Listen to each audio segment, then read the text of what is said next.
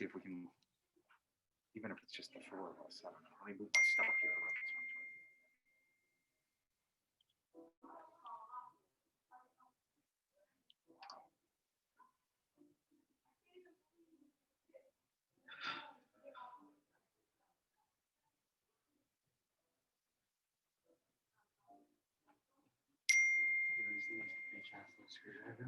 Does it work?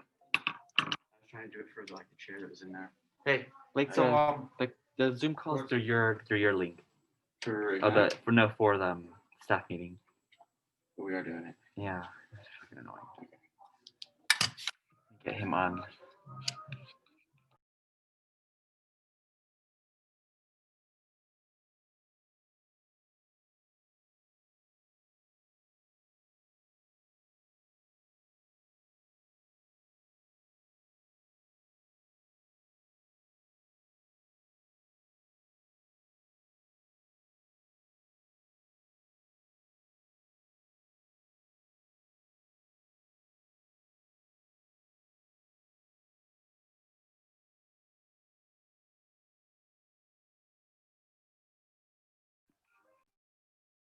In the chat, I just put in the material for today.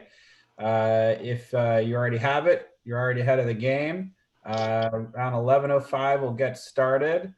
So right now is a great opportunity to get some water like I'm about to do, some coffee, whatever, and we'll rock and roll in a couple minutes.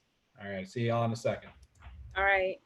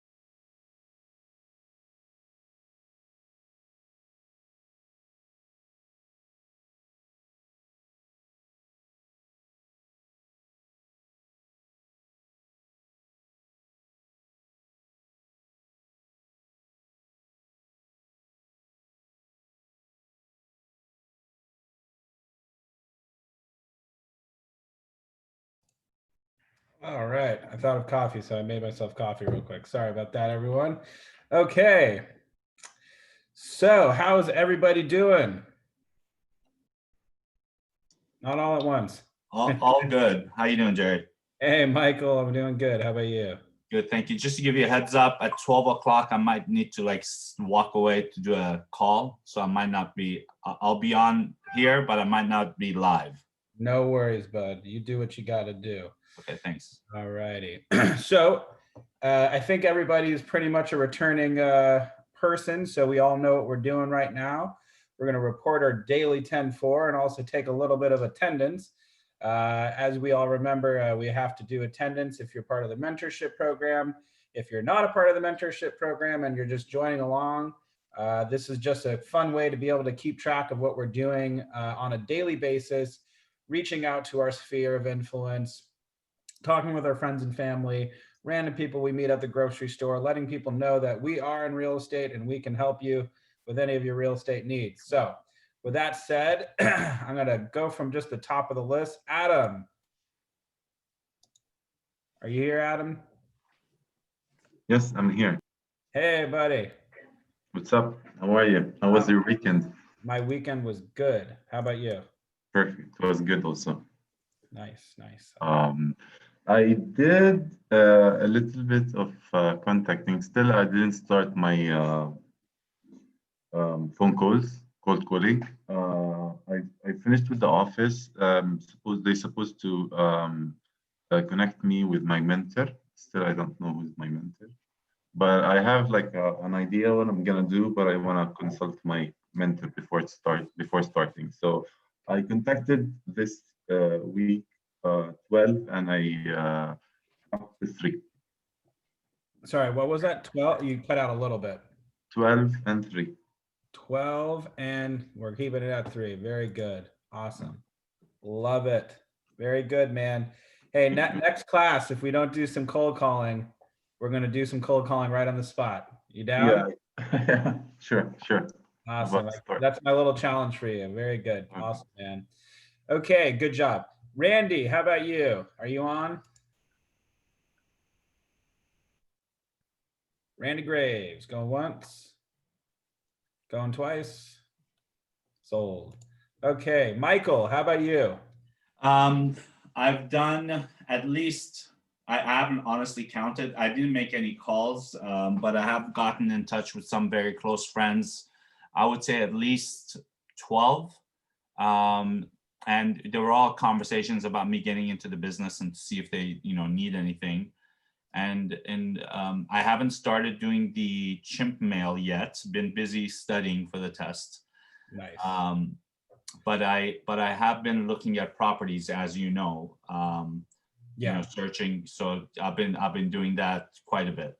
And Michael, next time we have a chance to, we're not like showing a property or something. I'm happy to sit down with you and show you how MailChimp works. It's really I would love that. That would be great. Definitely, man. Absolutely. Thank you. Appreciate that. Okay, moving down. Good job, Michael. Emery or. Hey, Jared. What's up, buddy? How you doing? Good. How about you? Good. So yeah, I've stuck with I've done most of my outreach via text messages and like just people I already know, but I've also been utilizing Facebook Market as a resource, people who are like selling furniture and nice things of that nature who might be in the market. So I've stuck to my 25 touches per day. Okay. And I've done that for each day of the week, last week. And I have, I guess. So 100, you hit 100. Hit 100, yeah.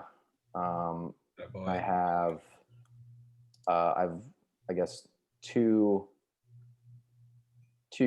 clients I'm showing a rental property this week, and then one buying client that's getting approved right now.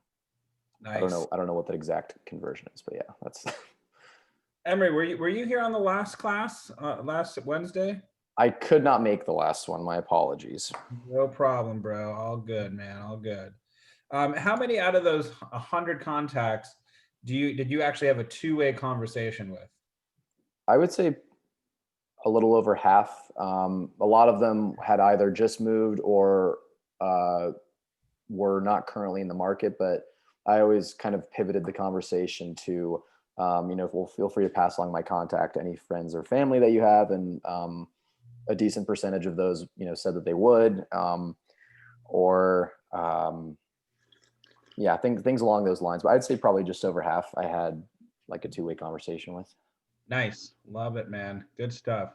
I mean, it's a numbers game, to be honest. So, that's why we're always going, how many you contacted, how many have a conversation with. And I actually had just a quick question. Like I honestly didn't really know what the best resource was for cold calling. Like like a Yellow Pages? Is there like an online Yellow Pages that you can just kind of, because my whole thing is I don't really feel like a lot of, maybe I'm wrong about this, but it doesn't seem like as many people now have home lines. It's more cell phones.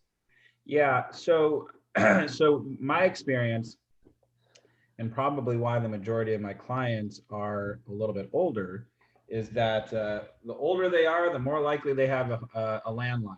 Right. You know, I like to use what's called Mojo Dialer, which is mojocells.com. And admittedly, I've been doing it a little bit less than I used to. Last year, you know, this time of the year during the winter, I was hitting like, you know, 100 calls a day. And I need to start that up again. Right now, I'm doing a lot of like personal, you know, reaching out back and forth, just from my sphere. So I frankly, my numbers right now are a little closer to, you know, like I think I had like 42 contacts since Wednesday, and I think maybe I talked to like 30 something of them. So I mean, frankly, if I want those numbers to go up, I need to start cold calling. So with that said, best place to get numbers, in my experience, is going to be Mojo Sells. And it's just the easiest. It's the most convenient way to get numbers. It's not as like hyper focused as, for example, some of the stuff might be, such as like going through Title. So, for example, you could go to Title and get, you know, you go to like the First A&M toolbox, and you can buy like people's phone numbers on specific properties, you know. And so that way you can be very hyper focused and purposeful of who you're contacting. But keep in mind, there's a time cost when you're doing that. So for example, if I'm going like, if I just needed one person's number, I would probably use that. If I wanted to, you know, contact that one person, but also everybody on that street, I would just do Mojo, and I would just like search that street, and I'd get every single person's number on that street, and I'd just start dialing. Okay. So Mojo Cell can give you just like on a general street of a zip code.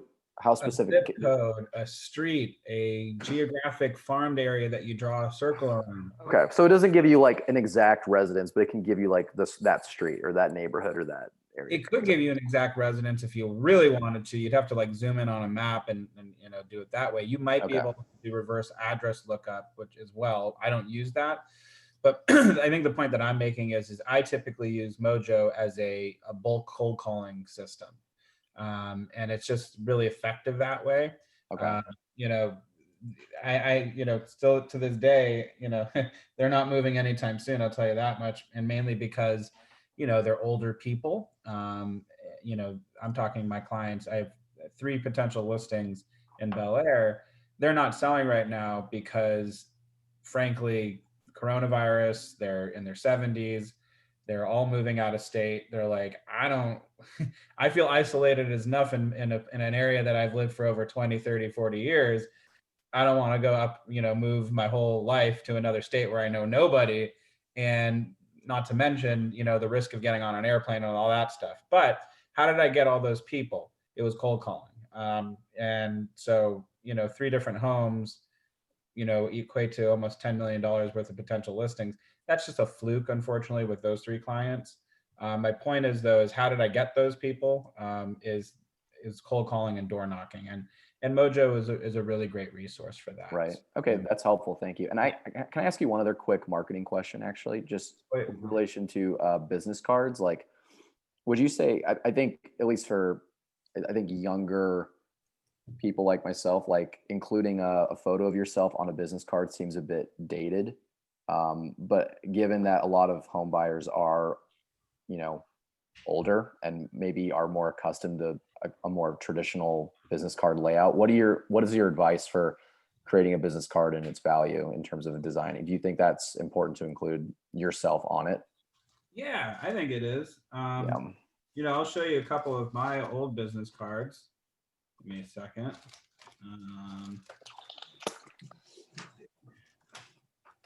I don't even have any of my new business cards because I frankly don't use business cards that often.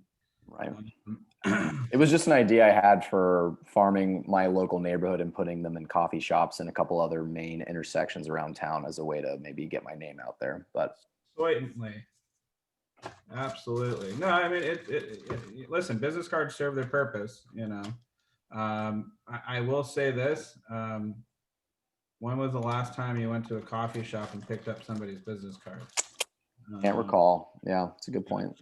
So, I mean, you know, frankly, my opinion is unless you're in front of them and having a conversation with them, I can find my oldest business card. So this is when I was at Rodeo Realty. This is the front, this is the back of it. And here's the front of it. Okay. That's the most generic card I could possibly get because frankly, business cards are not going to get you business. A business card, in my opinion, is we don't have to talk anymore. Here you go.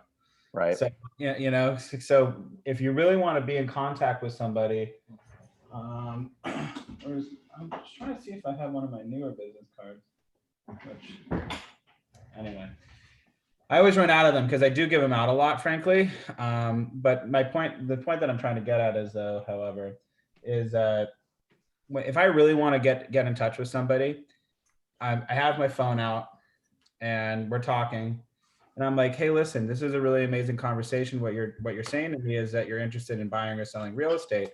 Listen, I don't want to keep you too long. It seems like you're heading out the door. Let me get your phone really quickly. I'll give myself a phone call. I'll save your number, and I'll reach out. I'll reach out to you in a couple of days. I grab their phone. I dial my number. I get their phone number. I close it off. I open up my app. I save, and I say, and how do you spell your name again? Because I probably forgot their name at that point. I write down their info. I save it, and then I put a note for myself to text them, you know, later or something like that.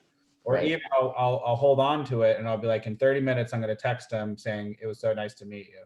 Mhm. That way, there's a digital record that you can go back to, and they can't, you know, skirt the conversation. So, for example, now on the flip side, hey, listen, I had a great conversation. You're having an awesome convo. You know, you're going back and forth. You really built a lot of rapport. And then you're like, yeah, and you know, here's my card. Give me a call. Bye. Yeah. They never call. Like, I'm going to be honest with you. Yeah. So in sales, the best thing to do is to get their phone number, put it in your phone book, or grab their phone and be like, here, let me save my number for you. And you Right. save your number and give yourself a quick call, and Right. and then it's done. And then that way you're in their phone book, so they're more inclined to pick up when you call, Hmm. and you also have their contact info. Yeah. So that's the literally the best way. So when I say I don't even use business cards, I really mean it. Like, Yeah. you know, I may hand it out to somebody who already has my info, Right. you know, as a way for them to give to somebody else. In that regards, I think business cards work. If you already have the rapport built and you have somebody's phone number and all that stuff, and you go, hey, listen, if any of your friends or family needs my services, here's a couple of my business cards. You give them like 2 or 3 or 4, Yeah. and they will actually give it to somebody. And when somebody gets a referral from another person that they know, like, and trust, who's not even in real estate, and they know that they get nothing out of passing on your name, that it's just out of the kindness of their heart, and they actually genuinely think that this person will help them, Right. then they'll call you. Right. But if you're just a, you know, I hate to put it in these terms, if you're just a salesman giving somebody your business card, they're probably not going to call. Yeah. So I always say, don't worry too much about the card.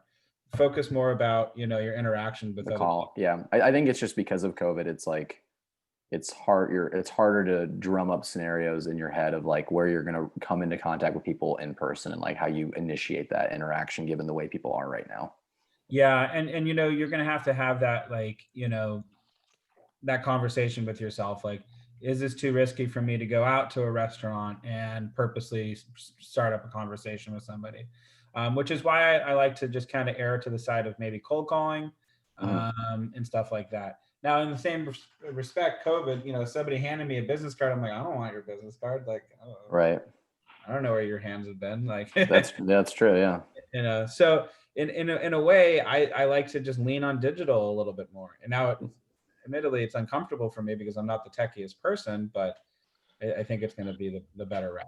No, I appreciate that advice. That's really helpful. I think you probably saved me $100 on getting business cards that, it's just, I think, that Yeah. makes a lot of sense what you're saying. So thank you. Get the cheapest ones you can get. Maybe add a little bit of flair to it if you want. I have like the satin feel of mine, the ones that I use now, which I can't find, of course. But I do use a picture of myself, though. To answer the main question, I do use a picture of myself just to remind somebody who I was. I just think it helps a little bit. So yeah. Awesome. Thank you, Jared. Absolutely, bud. Laura, I don't think you're on because you completed all of them, but maybe she is on. No, she's not. Okay. So no Laura. Irene. Irene, no Irene. Okay. Hi, Jared. I can give you mine. Oh, you're coming up pretty soon, I believe. Okay. Yeah, I'm gonna do Derek J. Edwards. Good morning. Good morning, brother. How are you? I'm doing pretty good. How about you? Pretty good, pretty good. I like the satin feel on the business card there, Patrick Bateman. Definitely. Yeah. Hey, so as far as I'm assuming you're calling on me because of the sheet here. Yep. Yeah. Okay. Yeah. So it's actually been kind of a up and down week there. I was able to reach out to a number of people. Mostly wasn't too too lucky and get a hold of everybody else, but I did come across a couple different leads, and I'd love to chat with you offline about that. One is a property up in Beverly Hills, so but there might be another agent already involved in it. But like I said, let's talk offline on that. Certainly. So how many people do you think, guess plus or minus, you reached out to? Yeah. So there was. Are we talking daily or just for the week, or since the last time? Since Wednesday, like plus or minus, how many people you reached out to, and actually how many people you actually had a two-way conversation with? Yeah. Okay. So I would say I'd probably reach out to about 15 people, and 3 really good conversations of people that are in the kind of starting to take a look at the market in regards to some purchasing. Or they're looking to sell, but it's probably 3 to maybe 6 months because they're out working out of state at the moment. So some good things coming up. Nice, man. Dude, that's awesome. I love it. Killing it. Very good, Derek. Awesome, man. And Derek isn't even licensed yet, y'all. So everybody who's just got licensed worrying about your business cards, come on now. Let's get out there, start talking to some people. Worst case scenario, you get a lead. Like, it's not that, there's no reason why we shouldn't be talking to people. Forget the business cards, forget the websites, forget all that. Just get out there and start having convos. That's for sure. Business cards, I've handed out thousands, and I've probably gotten very little calls back on it. Text messaging and predictive text, definitely the way to go. Yeah, definitely, man. 100%. All righty. Thank you very much, bud. Jimmy. Are you on, Jimmy? Going once, going twice. All right. Carolina. Hi, Jared. What's Since last Wednesday, I reached 17 people, and I have conversation with 10 of them. With 10? Yes. Nice. How did they go? Some people but some of it was my friends. I haven't talked to them for a while. They don't know I'm in this business now. They say, oh, nice to hear that. It's like it was some a person saying, oh, look, something to buy, but not now. They're waiting to January, but it's maybe some business in the future. So.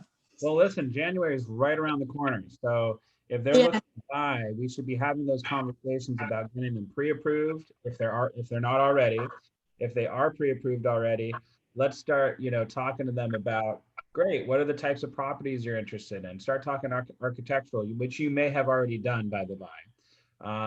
And getting that conversation going, because if they're looking for something to move into in January, they should be, writing offers in December, which is like a month away. So handle it. Good job, Carolina. Awesome. Which I'm sure you've already done. So anyway, Sharon Jenkins. Hi, Jared. Hi. So, I did not do any cold calls, but I did start my social media campaign, and out of that, I have one buyer. So I'm going to be working with them to get them qualified and search for a new home. Beautiful. How many people did you reach out to, and how many did you make contact with? I guess on my Instagram, I got like 45 people on Instagram that I started marketing to. I've got about, it's just a campaign. So on Facebook, it was about 300 people. Okay, so you had a conversation with 45 people, or? No, I know. I said I started my social media campaign. Okay. So my postings, and from my postings, I got a buyer who's looking for property.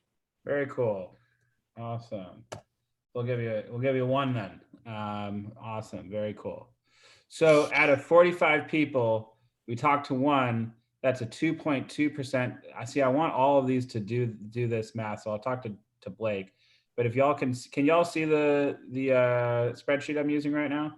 Yeah.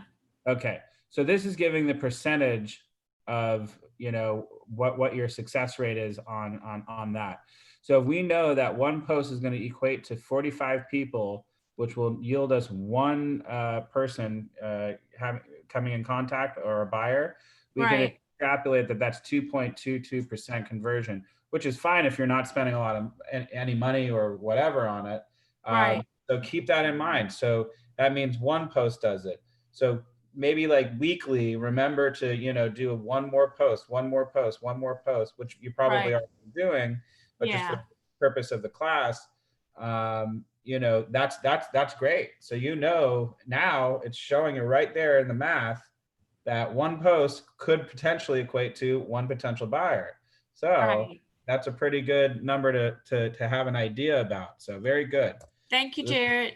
Absolutely, my dear. And so that was Tanya. So there was no Sharon. How about Matthew Doherty? Yes, sir. Right here. How's it going, Jared? What's up, buddy? How you doing? Pretty good. Just chilling. I put out 16 calls, spoke with 6 people. And then of the people that I did last time we spoke, 4 of those that I didn't talk to then called me back. So I guess I had, 10 conversations. Oh, very cool. So 10 combos. I'm still waiting on my license to come through. No worries. So I'm just kind of like reconnecting with some people I haven't talked to, former work associates and whatnot, and some people on social media, just to let them know I'm coming into the industry, and just kind of starting there, going from there. Nice, man. Dude, keep it coming, man. That's awesome. Good stuff. Thank you. Zed.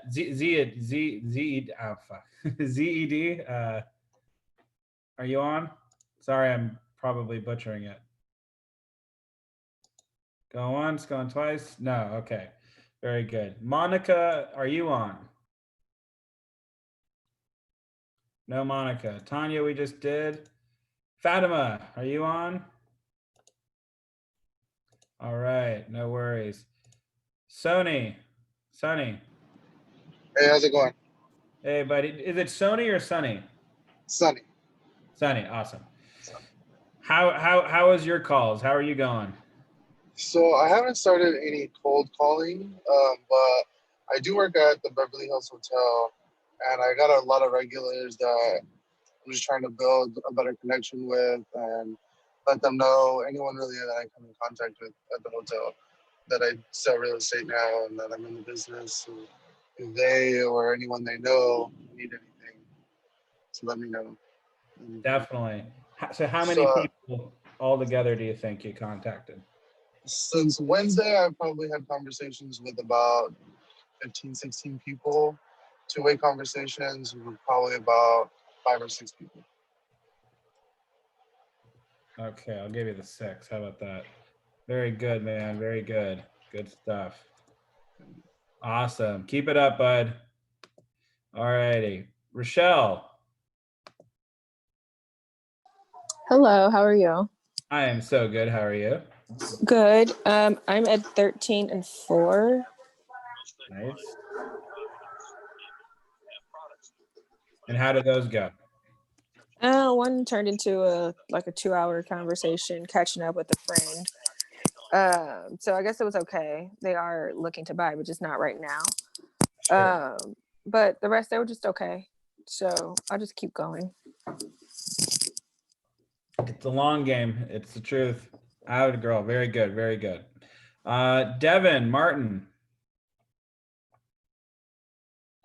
No Devin. All right. I think we have a couple new people on, so don't be shy if you want to join in on all the fun. What we're doing right now is we're keeping track of our goals.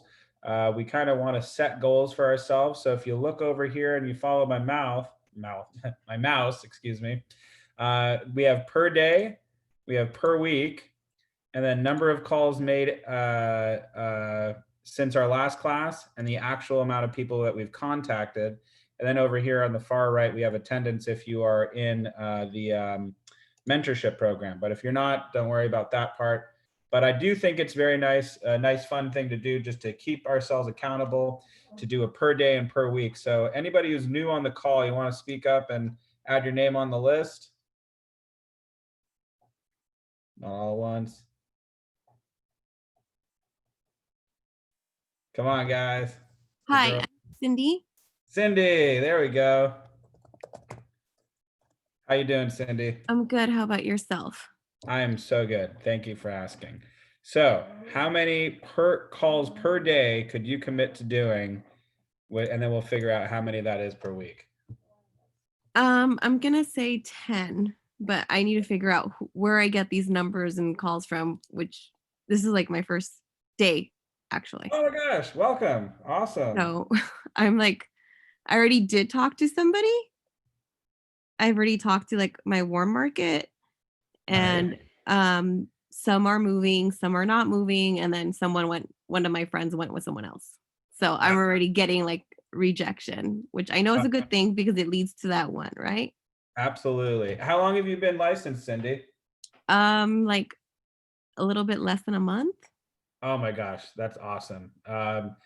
Listen, it took me, I know people who, get into escrow in their first month of real estate. And frankly, to be honest, it took me over 6 months. But I knew where I was doing something wrong is I was not being very proactive.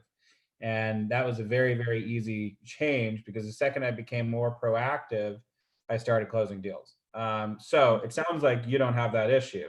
So I think that, you're absolutely right. The more no's we get, the closer we are to that yes. And how many people would you guesstimate since, let's say, Wednesday, because that's where we left off, how many people do you think you reached out to, plus or minus? I want to say like 5 people. Perfect. And out of those 5 people, how many of them did you have a two-way conversation about real estate? All of them. All of them. 5 for 5. I love it. And just for giggles and laughs, how many of those people sounded like they were interested in, buying, selling, or investing in real estate? None of them. But they did say that they would refer me if they came across anybody else that had a contact that Absolutely would do it. Totally. And so I told them, I even said now's the time to buy because the interest is low. It's never been any as lower in history. So let's do this now. And we can get you like a rental property. That way you have residual income, some retirement money coming in. 100%. just last night I sent out the contract for a listing of mine, and I found a friend of mine who, actually a mutual friend with the owner of the property and whatever. Anyway, he wants to write an offer on it, and it's his first time purchase for an income property. And so instead of buying a place so he can move into it himself, he's planning on renting it out and, building, his net worth via real estate, which I think is lovely. So absolutely, it's a good time for, even first time buyers can be investors, frankly. So, it doesn't always have to be something that you move into. So good job. And I'm going to double in it. So even better for me. Very good. Anybody else who's new who wants to participate? You might be an experienced agent or something like that, but it's also fun just to play along. No, we're good. Awesome. Very cool, y'all. So from here, we are going to get right into it. Thank you all for, let me save this. Thank you all for reporting your numbers as we do every single beginning of class. Hold on, let me get this up and running. Excuse me. Oops. Where's my slideshow? There's my slideshow. Play from the beginning. Okay. All right. So this is Ignite session number 3, finding your business. And here we go. There we are. And this is all about finding our business, looking for our, potential clients. We just did our action reveal and expectations, doing our daily 10-4. And if somebody who's been to a couple of these classes, can you tell us all what our daily 10-4 is? Michael, do you know what they are? Yeah, 10 reach outs, 10 conversations, 10 notes, and view properties or in the area. Almost perfect. So almost, sorry. No, you're all good. 10 conversations. So we're going to call at least as many people as we can to have at least 10 two-way conversations per day. That's our goal. Obviously, sometimes we might fall short. Sometimes we might exceed that number, but that's just our baseline goal that we want to reach daily. And think about it. If you just walk down the street and just handed out business cards, you could do it that way too. How quickly do you think you get that 10? Almost immediately. So it's, in reality, it might seem very daunting, but try to get 10 people a day if you can. So it's 10 conversations a day. Adding 10 contacts into your database, which is the one that we missed. Adding, what we want to do daily is, let's say we do have 10 conversations with people. We want to ask them for their phone number, their email address, their Instagram handle, their Facebook name, whatever it might be, but some way to get back to them and add that into our database. The more we have added in our database, the more predictable our business is going to be in the future. So that's the first two, 10 conversations, 10 contacts in our database. Then we also want to write 10 notes. We want to do 10 personalized notes, whether it be a text message, an email, snail mail, which is what the book recommends, is writing a handwritten letter to somebody and sending it in the mail. We want to do 10 of those a day, and they can be anything from, hey, it was really nice seeing you. I really enjoyed showing that that one house, the other day. Like Michael, for example, we could write to Afshin and just say, hey, it was really great seeing you the other week. Might not be the property for you, or, let me know what you're thinking, in regard to that property. But furthermore, the more properties we see, I feel like the closer we get to achieving our goal. I look forward to continuing working with you. Something like that, for example. We could do something like that. You could do, hey, it was really great seeing you at the restaurant. It's been so long. It was fun watching the Dodger game. Whatever it might be, we want to send 10 of those out. And then finally, we want to make sure we're at least previewing 10 properties a week. So that's our full daily 10-4. We're going to do 10 conversations, two-way conversations, 10 contacts added into our database, 10 notes written out to individuals, whether it's real estate related or just more of a personal, nature. And then 10 properties is what we want to view weekly. That one's not daily, that's more weekly. Now, with coronavirus going on, it's very hard to do open houses and preview properties. So I recommend just going on the MLS and just making sure you're keeping up with your personal farm to see what's hit the market. So that's our daily 10-4. We essentially went over the most important aspect of that, and away we go. So action reveal. We're going to watch a couple of videos today in class. If you could, please bring up the material that we're going to be going over today. I put it in the group chat. If you go into that, click the link, it should take you right over to the materials page, because I will be calling on people as we're going along, just to keep everybody in the loop of what we're doing and making sure you're paying attention. But right now, we're going to turn to page 8. And do you mind putting that in the chat, the link? Yeah, it's not in there right now? No. Oh, that's funny. Yeah, give me a second. Thanks. I think it sometimes, depending on when you hop in on the call, depends on whether or not you see it in the chat. So let me send it again. So I just put it in the chat one more time. So if everybody can go ahead and click on that link, it will take you to the right page, so to speak. And in fact, I'm going to try doing this on the computer today instead of my phone, because I have a hard time reading it on the phone. I might switch to it, but we'll see. Okay, so I said page 8, right? I think.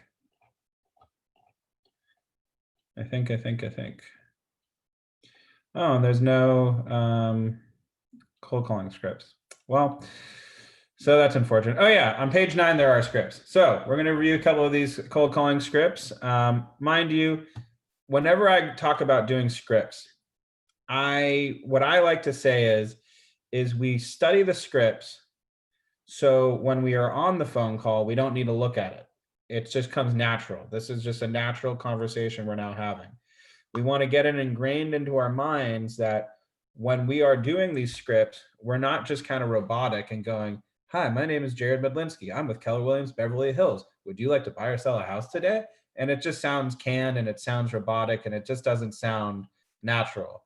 But the more we read these scripts, we can use it as a conversation parameter. The more we learn it, the more we understand the points that we're trying to come across in the script, the more natural the conversation is going to sound, and the more we'll be able to just kind of go, for example, sometimes you'll have a cold call with somebody and you start talking about sports, or you start talking about fashion, or you start talking about whatever the topic might be. And you get sidetracked, and then you want to come back to the point that you were originally calling about.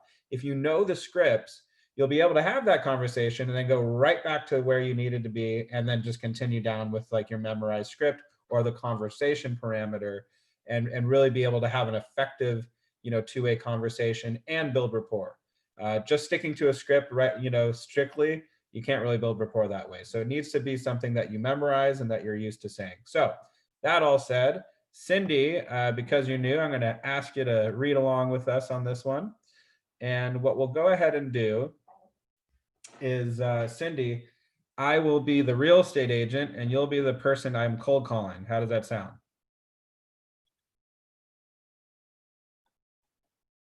You there? Uh-oh, I think we lost her. You might be on mute.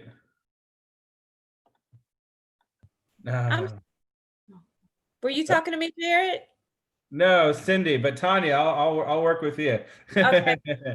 Okay, so since you're not new, I'll have you be the realtor, and I'll be the person you're cold calling. And Which script am I reading? We're on page 9. Okay, I'm on page 9 under referrals. Yes. And I'll be the person you're calling. Okay. Sorry, I guess I was on mute and I muted myself, but go ahead. Okay, it's all good. Here, well, Tanya, since you already got it going, we'll just do Tanya. I'll do you next time. How about that, Cindy? Okay. All right. Hi, my name is Tanya Newton. I'm from Keller Williams Realty. Your name was given to me by a close friend of both of ours, John, and he said that I should give you a call. Is right now a good time to talk for a couple of minutes? Oh, any friend of John is a friend of mine. Absolutely. How goes it? Perfect. So John said that you were thinking about buying a house in Laguna Hills and asked if I would give you a call. He said Okay, cool. he and I both want to make certain that you are in great hands and that you have the very best. So that's why I'm calling. Great. Awesome. Yeah, no, he's right. I am looking to buy. Okay, good. Since everyone likes to know what houses are selling for, I'd like to share my real estate app with you. You can see what's going on anywhere from your street to any place in North America. It's free, there's no cost to you, and I can send you a text to link to it now. Does that sound good? Yeah, that sounds pretty awesome. With this whole coronavirus thing, it's really hard to see houses, I know, that's true. That's true. How's your family doing? Is your family healthy? Yeah, we're good. We're trying to figure out what's going on for Thanksgiving. That's kind of a hassle. So we're gonna do a Zoom Thanksgiving. It'll be weird. Oh my gosh, that sounds like so much fun. I might have to steal that idea from my family. Yeah. So, have you seen anything you like thus far? Gosh, not really. I've just been looking on Zillow, and each time I try to call a realtor, it's not the listing agent, and I don't even know how to set up these appointments. It's weird. Oh, I can help you with that. Absolutely. Are you working with any other agents? No, as I said, each time I call Zillow, it's some random agent that has nothing to do with the property, so I don't even know what to do. You know what? I've heard people having that experience, so I can definitely help you.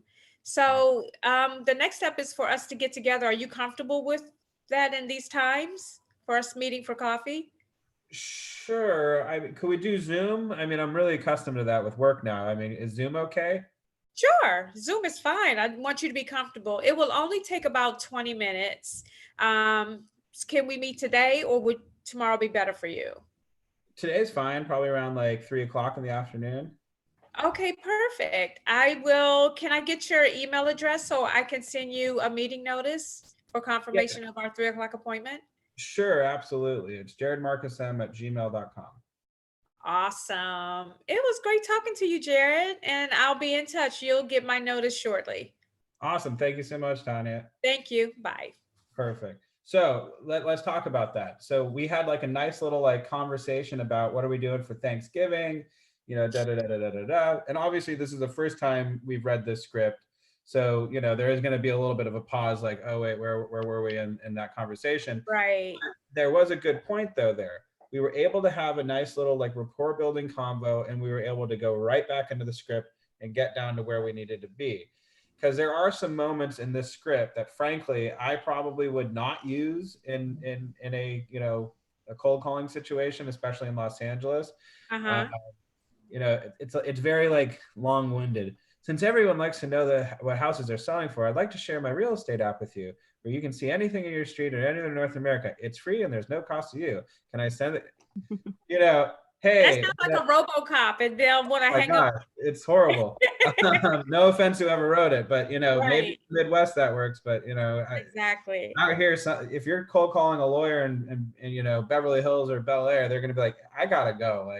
Right. Exactly. So if we could switch roles really quickly, and again, I might stutter a little bit because I've never read this before, but Tanya, you'll be the owner, I'll be the real estate agent, and I'll give you a call. Okay. So, ring, ring. Okay. Uh-huh. Hi, hey, this is Jared Malinsky with Keller Williams Beverly Hills. By the by, John told me to give you a call. He told me that you were buying in, I think, Laguna Beach or something like that. Yes. Hi, how are you? I'm really good. Hey, how's the house hunting going so far? I don't know. It's pretty scarce. I'm really not finding what I want. I'm pretty particular, so it's been a challenge. Listen, I totally hear you. And what I run into all the time is the information's a little bit screwy and it's hard to figure out what's what, especially in coronavirus. It's nuts. So listen, since John told me he wanted me to give you a call, he says that I'm highly recommended. I don't know, you can talk to him about that. Right. But to help you with the process, first, I'd like to introduce myself, which we've just done. Second, I have a really great real estate app. I'll send you a text message with all that information. So you can Okay. download that, and anything you like, I'll be able to see it on my end, and I can go ahead and call you back real quick and see if we can set up an appointment or just have a conversation about the property. Does that sound all right with you? Oh, perfect. I really like that too. So you can see immediately what I choose and then you can just follow up on it. Yep, it's so amazing, and especially Perfect. in a time where we're so not connected, this really makes Right. everything interconnected, and it's kind of like a piece of magic and real estate magic, if you would. Yeah, So it's yeah. pretty cool. So since you've been looking, have you found anything that you like so far? No, I found one house that was pretty close, but it I wasn't really 100%, so I'm still looking. Sure, absolutely. And listen, I think the app will probably help a lot. You can do Okay. like neighborhood search, make a little map of an area that you really want to focus in on. But speaking of, I think the next step, because it sounds like you're fairly serious. I'd like for us to, meet. Obviously, I'm going to send you the app so you can kind of do a little bit of searching on your own. But more importantly, I'd like to meet with you, kind of go over the areas independently from the app just so I can actually do it myself with you. Uh, Okay. Set up kind of some parameters for your search so I can make all the stuff that I send you via email or whatever, just make sure it's really tailor made to fit what your needs are. Could we meet either today or tomorrow? It just takes about 20 minutes. Tomorrow would work for me. Tomorrow, perfect. 2 o'clock or 5 o'clock? 5 if that's not too late. 5 p.m. No worries. Coffee sounds good to you? I know a pretty good place over in Beverly Hills. Perfect. Awesome, awesome. Well, listen, I understand. Awesome. So great. I'll see you tomorrow at 5 o'clock. Sorry, I was reading the script a little bit. What was going on? Thank you. So the point is, though, is the points that the script is trying to touch upon, and once you really kind of get the idea of what you're trying to, accomplish in the script, you don't even need the script anymore. Like you're able Exactly. to just go down it, say the points, get the whole whatever the spiel out of the way, and it's really more of a conversation rather than a canned, script that you're reading off of a piece of paper with. Okay, so since we're talking about the app, okay, Sure. so my question is when I send the map, when I send the app, I just send it, like, is there any verbiage that's used before I send it? So there's two ways that you can send the app, if I'm correct. There's one where it's you send a link Right, directly to the client. They right, click it and they automatically are into this like new app store thing and they download it and you're automatically made their agent. The other okay, one is where you text, a specific number to another number, and then they okay, get sent a link that has your personal information already ingrained into it. So when they download it, you're automatically connected. Those are the two okay, ways that I typically do it. If I'm doing like a social media post, maybe I'll do text, on like like a little picture infogram, uh-huh, and that in the corner will say text blah blah blah blah blah to blah blah blah blah blah to download the app. And so that'd okay, be like the social media thing. And then also in the write-up for the social media thing, I'll have like a link that'll say click this to download the app. So there's two ways to get them on one post. If you're just texting okay, somebody, just send the text message link to the app. And you okay, should be able to okay, do that perfect. through that. Yeah, definitely. Thank Okay, you. anytime. So Cindy, we're gonna move on down to page. I can't seem to download the file, and Oh, no way. yeah, and then I don't know what I did that I messed up my screen, so it's like in a corner and I can't see the page. Oh no. Okay, well, how I'm about not this? very tech savvy. I'm sorry. Oh, believe me, I'm not either. So how about this? Can you see the page that I'm on right now? No, I can only see you. Oh, Let me see if I. that's unfortunate. I'm not No, that I good made it. looking. I made it smaller. Here, I think maybe if you double click on it, it might go back to. I'm back. I saw your page. Now it's the bar of everybody on there, and it's just like everybody. name on my screen. Huh. Huh. And Right. yeah, Yeah, I yeah. hit like the little bars on the top where it's like the Rubik's Cube, and then it's the 2, and then it's the 1, and then it's the half of the 1. Huh. And now I'm hitting the screen, and then I double click on the screen like you said, and it goes back to you. Huh. Weird. I don't know. I don't know what to say. I don't either. I want to participate. I think it will fix itself, Cindy, if you log out and log back in. Okay. All Okay, right. perfect. Let's do that. Sorry, Jared, I'm just jumping in. Sorry. No worries. So let's Thank you. do. See you No guys soon. problem. So while we're waiting for Cindy to come back on, does somebody else want to do new to Keller Williams? Is anybody from another brokerage that just joined Keller Williams? All right, sounds good. Derek. Yes, I did. This is David. Oh, who's this? David, I was on my phone. I just came back with my computer. Awesome, Ben. So Ben, while we are rocking and rolling, do you have the stuff on? Can you see my screen? Yes. Perfect. So new to Keller Williams. Again, we're going to go through this script really quickly, just exactly what it says on the screen.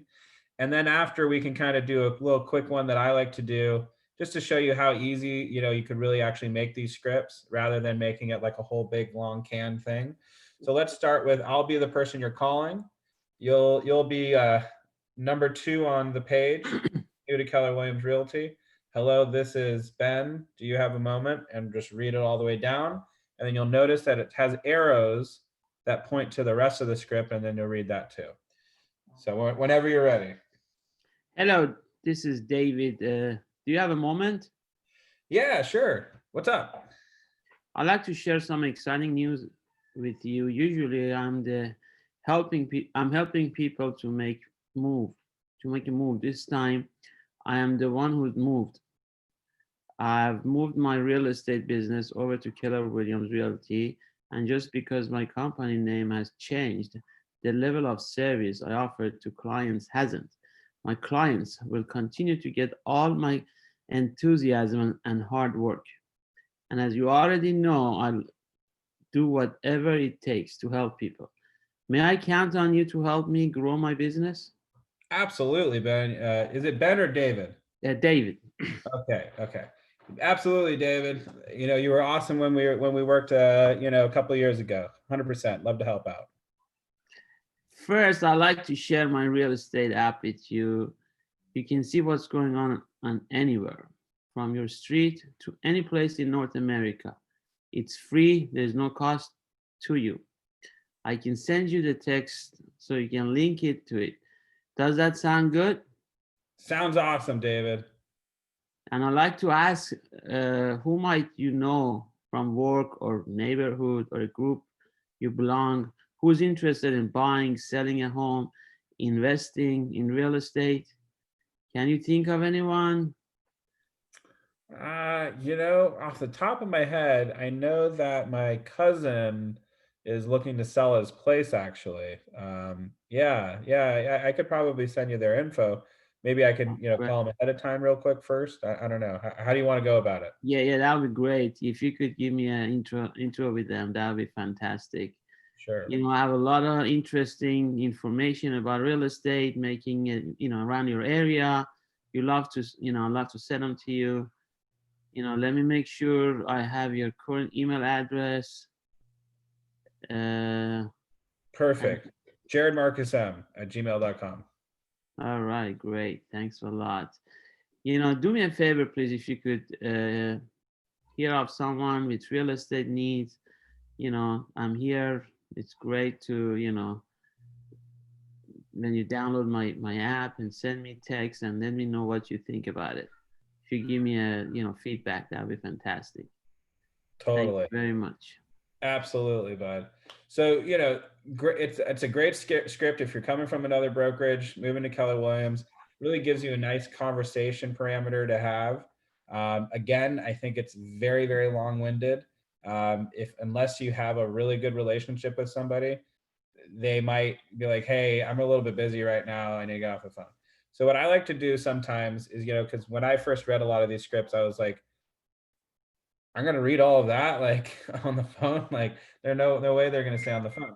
Now occasionally they do, but what I like to look at it is for example, David, let's flip the script a little bit, and I'll be calling you. So ring ring. Hello. Hi, is this David? Yes, it is. Hey David, I know it's been a really long time, but I helped you with selling your house when I was at Rodeo Realty. But I just wanted to call and let you know that I actually changed brokerages. I moved over to Keller Williams. Now I know that you know how hardworking I am, but because of the coronavirus, I needed to go to a company that had a much more technology-based brokerage, and the amount of tech that's offered with Keller Williams just kind of blew me away.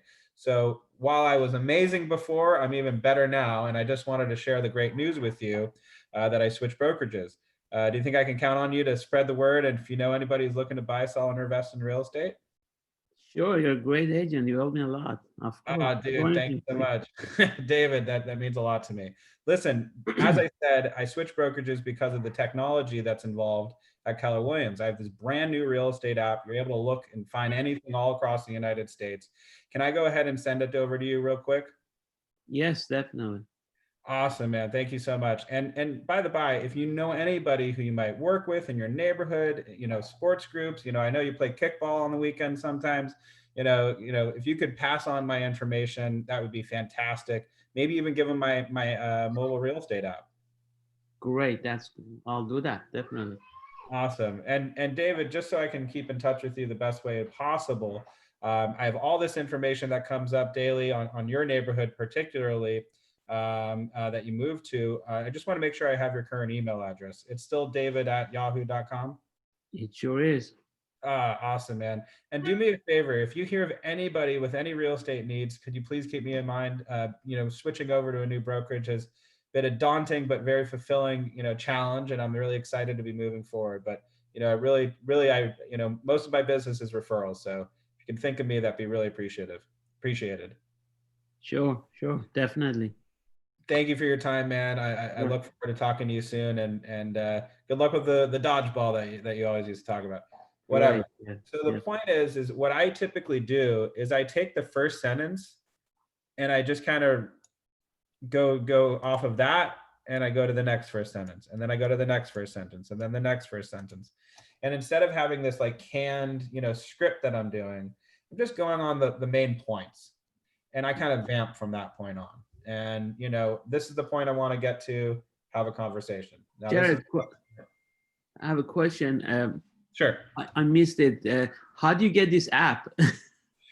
Oh, well, I don't know how new you are, but we have an app called Kelly. That's the realtor version. And Yeah, I have Kelly. Okay. Great. Yeah. So in Kelly, let me go to my Kelly, wherever the heck she is. There's Kelly. Hi, Kelly. I'm logging into it. Oh, I'm having difficulty signing in. Kelly's not working for me right now. But somewhere in there, you can share your real estate link. There's somewhere in there that says share my app or share my link or something like that. And you can go ahead and just text that to somebody. Oh, really? Okay. Mortgage, man. Yeah, for some reason, mine just said network error. Here we go. Now I'm in. Okay, let's see. Profile.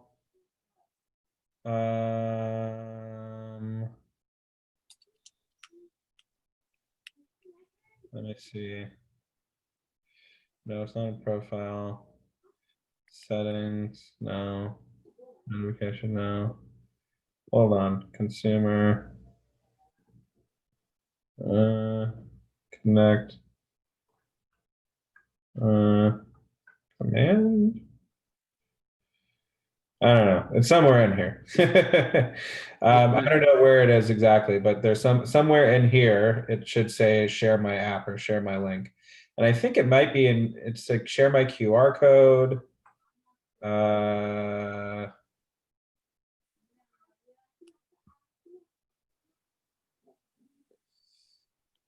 Okay, well, I might have to look into that.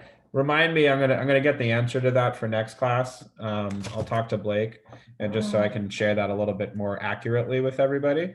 But that's pretty much how we would be sending that out. It should be in there. They may have moved it, frankly. So I'll talk to Blake and for next class and do a little more in-depth share on that. Is Cynthia back? Or Cindy? Cindy, yes, I'm back. Sorry about that. Awesome.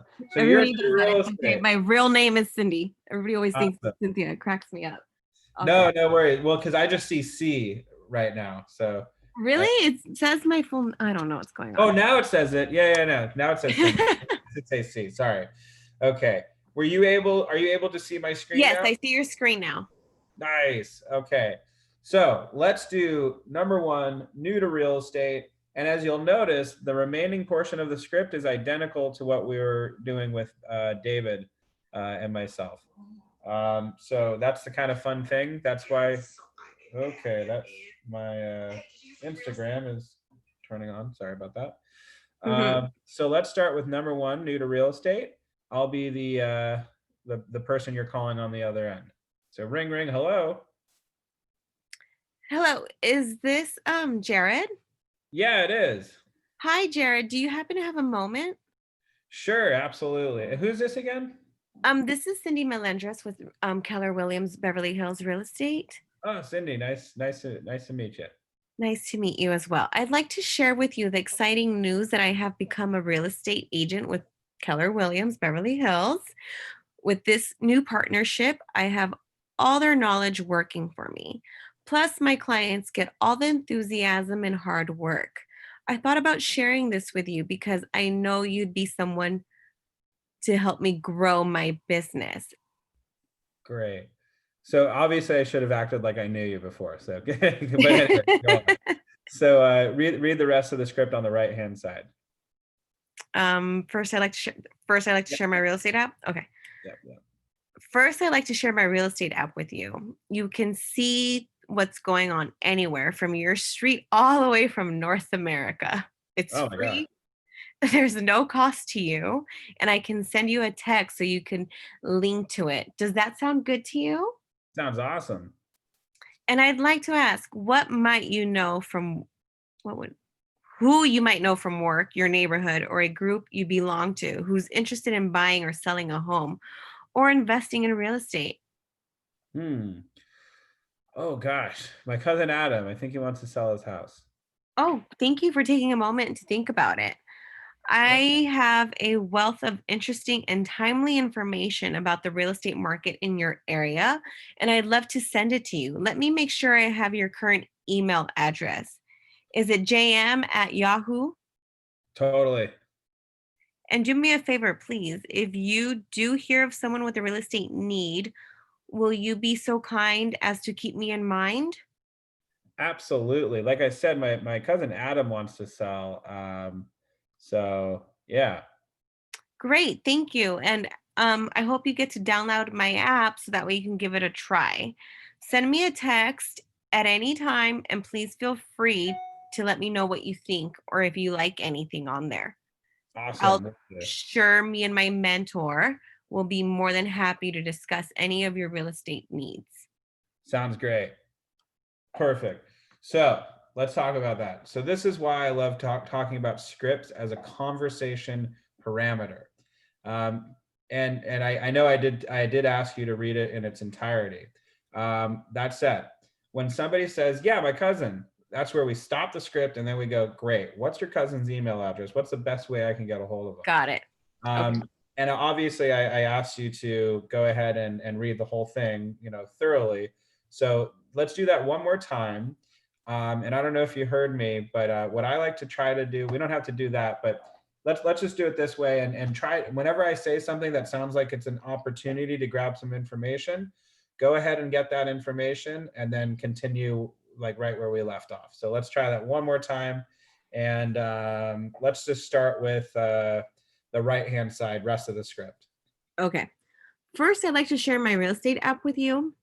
You can see what's going on anywhere from your street to any place in North America. It's free. There's no cost to you. Can I send you a text can I send you a text so you can link it to it? Does that sound great? Yeah, sure. This is my landline, but do you want to send it to my cell? That'd be great. Can I please have your phone number? Oh, sure. It's 310-386-8590. 8590. Yeah. Okay, great. I'll be sending it to you right now. Awesome. Very cool. Did you get it? Yes, I did. Oh, perfect. And I'd like to ask you, who might you know from work, your neighborhood, or a group you belong to who's interested in buying or selling a home or investing in real estate? Can you think of anybody right now that you might know? Yeah, I think my cousin might be interested in selling. Last time I talked to him, yeah, I think he wants to sell. Oh, okay. Do you think it would be okay for you to give me your cousin's information so I can contact him myself? Oh, yeah. It's adam@yahoo.com. Adam@yahoo.com. May I please have his last name as well? Oh, yeah, Roeder. Adam Roeder. Okay, at yahoo.com. Okay, I'll be sending him an email, and just so he knows who gave me his information, I'm going to link you to it. I'm going to use your name as a reference. Okay, Jared? Yeah, that's perfect. Awesome. Thank you so much, Jared. I have a wealth. I appreciate you for taking that moment to give me a referral. I have a wealth of interesting and timely information about the real estate market in your area, and I'd love to send it to you. Let me make sure I have your current email and address. Sure. It's jaredmarcusm@gmail.com, and I live at 123 Main Street. Perfect. Then that's what I have. We're all set. And do me a favor, please. If you do hear of someone else with a real estate need, will you please be so kind as to keep me in mind? Oh, absolutely. What a lovely conversation. Absolutely. You seem great.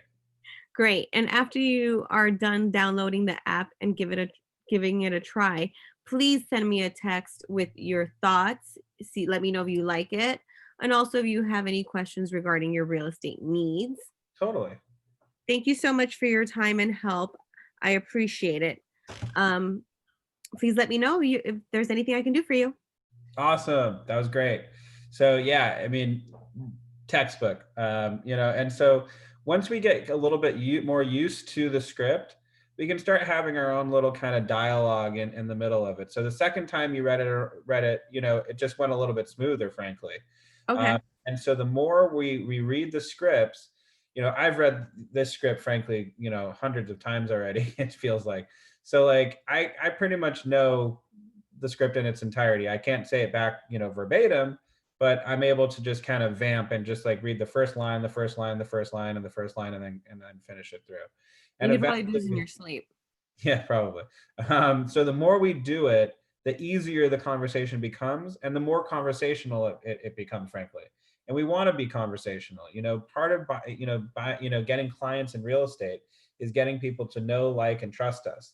And for just from coming from a canned script, it's really, really hard for somebody to get to know, like, and trust you, because it's not your words, it's not your cadence, it's not your demeanor, it's not your personality. So when you read the script over and over and over again, like, for example, a really good actor or actress, have you ever heard of them being like, some of the greatest scenes of all time were a little bit off script? Like, we weren't planning to do this in the script, but then all of a sudden, the actor just, felt it in the moment and decided to do this, and like all of a sudden, like, it was like one of the best scenes of all time considered, or something like that. Does that sound familiar to anybody? Perfect. Yes. That's a perfect example. So that we want to, when we're doing cold calling and we're doing these scripts, we want to pretend that we're Academy Award nominated actors and actresses. And we're just getting into it, and we're just trying to be as authentic as we possibly can. So sometimes that means deviating slightly from the pre-written out script. So that's a little bit higher level stuff. So in the beginning, I want everybody to read all these scripts verbatim, so we learn them and get used to them. So then when we do have these conversations, and it's a fluid conversation back and forth, we can vamp and we're able to, you know, go off the script a little bit and still stay on point and getting all the important information and details. So good stuff, everybody. That's awesome. All right. So I think that's enough scripts because that's going to bore everybody, you know, if we're just doing scripts the entire time. But it's definitely. Jared, I have a question. Yes, David. You put this up before and a link. I cannot find it anymore. Is it up there still? Where can I get this? Yeah, so weird. Let me see. Yeah, I'll go ahead and put it in the chat again. Boom. It should be in the group chat now. Oh, chat. Oh, great. Thank you. Is there like a special place for us to go to other than having you link it? Yes. Let me go ahead and link that.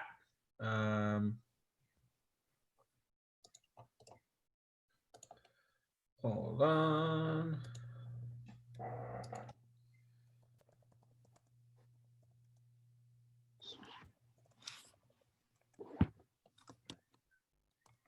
Let me know if that works. I haven't tried that link, but I'm gonna try it towards the end. I don't want to mess up again like I did earlier. no worries. You're all good. There's no messing up. We're all here to learn and try to have fun as much as we can. Okay. Alrighty. So I'm sharing the instructor one. So you see I have some notes in here for myself, but we're going to focus on this stuff. So when we're talking about handwritten notes, when we're doing our daily 10-4, this is all very important stuff, by the by, when it comes to finding our business. How do we get out there and find new business? I like to call it shaking up the tree. You know, oftentimes when you're kind of sitting around, you're like, gosh, where am I going to find my next client? Like, I just closed escrow on this one deal, and I have nothing in my pipeline because I've just been so distracted with, you know, my escrow. By the by, that should never happen. You should always take out, you know, an hour out of your day just to cold call, lead generate. You know, by the by, lead generation could also just be texting people in Instagram, you know, hey, do you know anybody who's looking to buy or sell? Hey, do you know anybody who's looking to buy or sell? Hey, you know, and just going down your friend list. But whatever we're doing, we should always at least dedicate, you know, 30 minutes to an hour. You know, Gary Keller says you should be doing 3 hours of lead generation a day. So keep that in mind. But another part that we need to be doing and keeping up with is handwritten notes. I don't know if you've ever received a letter out of the blue from somebody that's handwritten. It kind of knocks your socks off, frankly, in my opinion. You know, when I get somebody who takes the time to write me a letter just for whatever reason, just saying, you know, Jared, I was just thinking about you and I felt like writing this note. I was sitting at my desk and I thought it was how special that was when we went on that trip to Orcas Island in Washington. It was so great seeing you, and I just wanted to reach out and let you know I'm thinking of you. Let's say that I'm thinking of a trip that I went on with a cousin of mine. I did get a note from a cousin of mine just saying how great it was to, you know, see the whole family. And I was really taken aback by it, frankly, because you don't really, you know, it's so easy for somebody to send a text message like, hey, it was great seeing you. It's like, oh, okay, great, done. You forget about it. But that letter that my cousin sent out, I still remember it today. I guarantee you my other cousin sent me a text message saying, hey, it was great seeing you on that family trip. I don't remember that one. I remember the letter that was sent to me. So the point is taking the time to just actually write out a handwritten note. You'd be surprised at how effective that is at building rapport and garnering trust with another individual. So getting right into it, here are some of the handwritten notes that Keller Williams recommends. You can highlight, copy, and paste it if you'd like.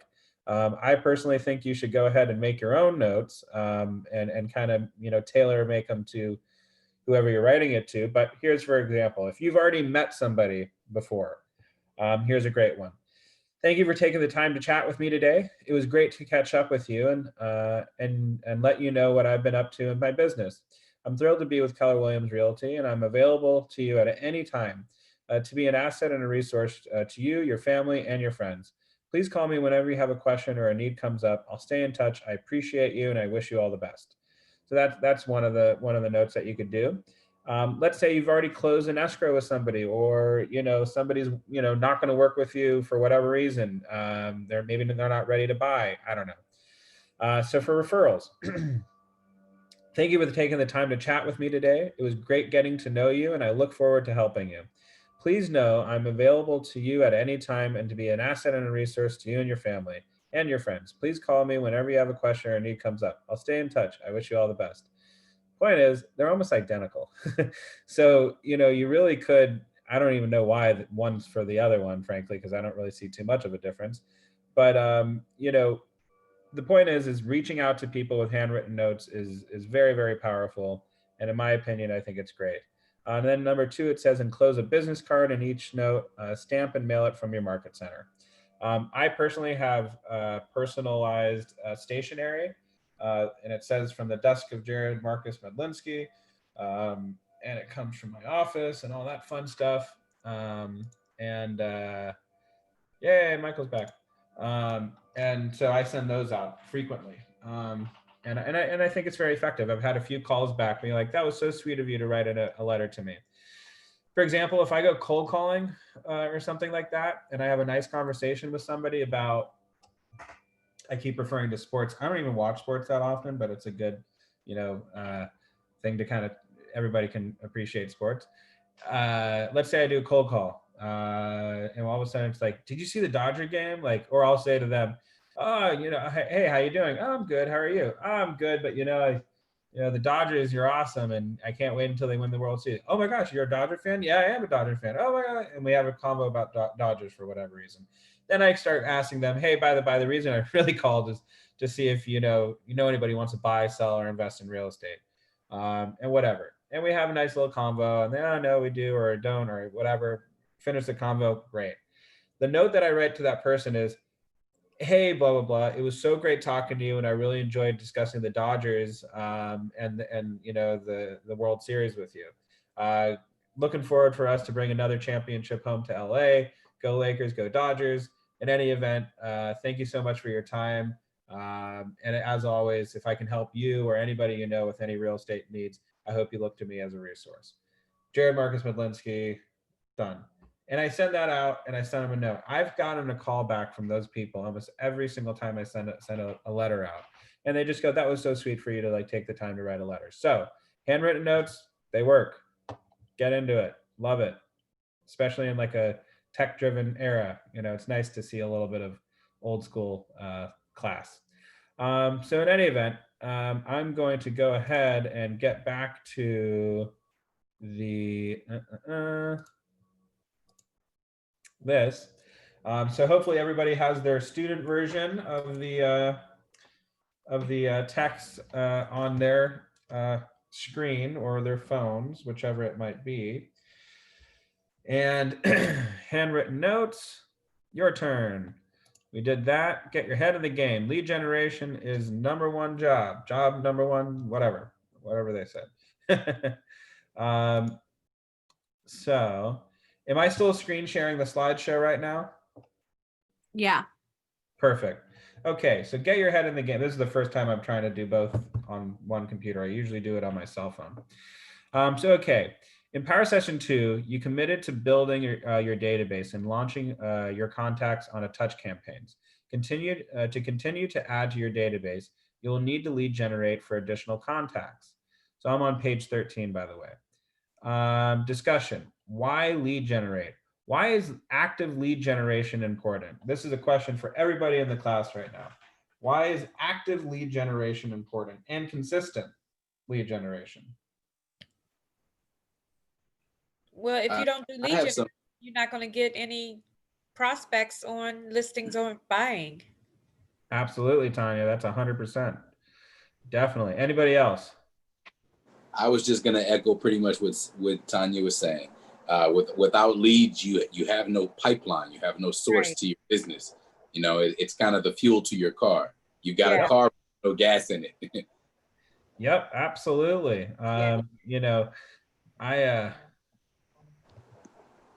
Hold on, give me 1 second real quick. Hello, this is Jared.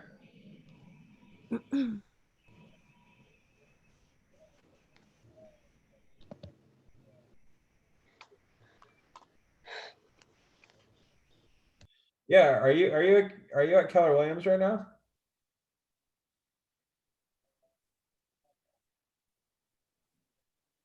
Oh, perfect. Okay, sorry. I guess you called the office, and it's coming up as, okay. I was like, oh, are you an agent in my office?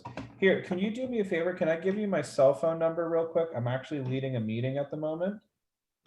And can you text me the info that you're looking for?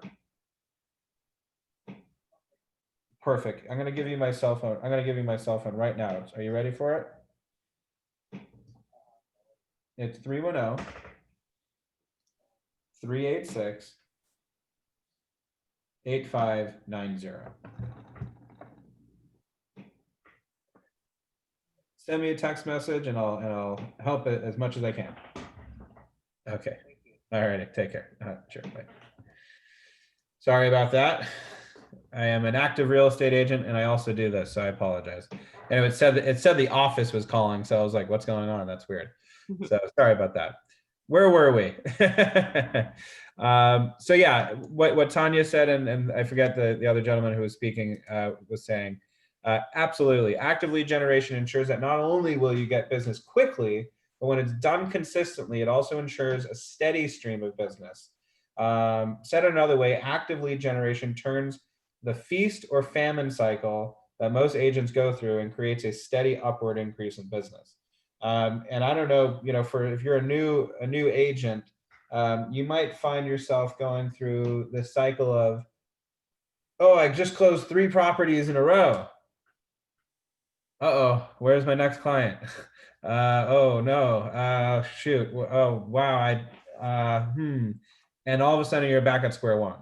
And the truth of the matter is that's why I keep preaching, constantly be lead generating, because the more you do it, the more leads are going into your funnel, and your funnel eventually turns into contracts and close, escrows. And that's the name of the game. So, we really want to be consistent in our lead generation. So even if you have 3 or 5 escrows going on at once, you're chipping at least 30 minutes to an hour every single day of, hey, you looking to buy or sell? Hey, you looking to buy or sell? Or like, hey, it's Jared, seeing how you doing. Oh, awesome. How's the family? Oh, great. Hey, by the by, looking to buy or sell? Like, you always want to ask that question. In fact, I almost would want to say that every single natural conversation you get into, friends, family, girlfriends, boyfriends, significant others, lovers, whatever, Tinder dates, who cares? Get into the habit of being like, hey, by the by, I know this is a little bit random, but do you know anybody who's looking to buy or sell in real estate? I just closed an escrow and gosh, I need more clients. I'm like a listing monster. I just eat them all up. And, make it fun, make it cute. And, if they say no, be like, no worries, and continue with your Tinder date. Who knows? But plus, I would say that, everything that you're doing today, like the seeds that you sow today, you reap in 3 to 6 months, or, who knows how far down the line. Yep. It's like the work that you put in today pays off in the future. It's not like a standard, go work, punch a clock 40 hours a week and you get paid in 2 weeks. You have to kind of like set yourself up for either success or failure going forward. Yep. 100%, Matthew. Couldn't have said it better myself. Thank you. And it's the truth. You want to plant those seeds. What I always like to say is when all the agents are going on vacation in the winter, I like to do a lot of my lead generation for the spring. And that means I am cold calling all the neighborhoods, because typically that's a dead time. Winter, no one's going to buy or sell in the winter. No one cares. Well, they do. Thanksgiving is the time where people go and meet with the other family members and go, we're thinking of selling the lake house, whatever, we're thinking of selling the one property. All the kids are gone, or hey kids, this might be our last Thanksgiving here at 123 Main Street.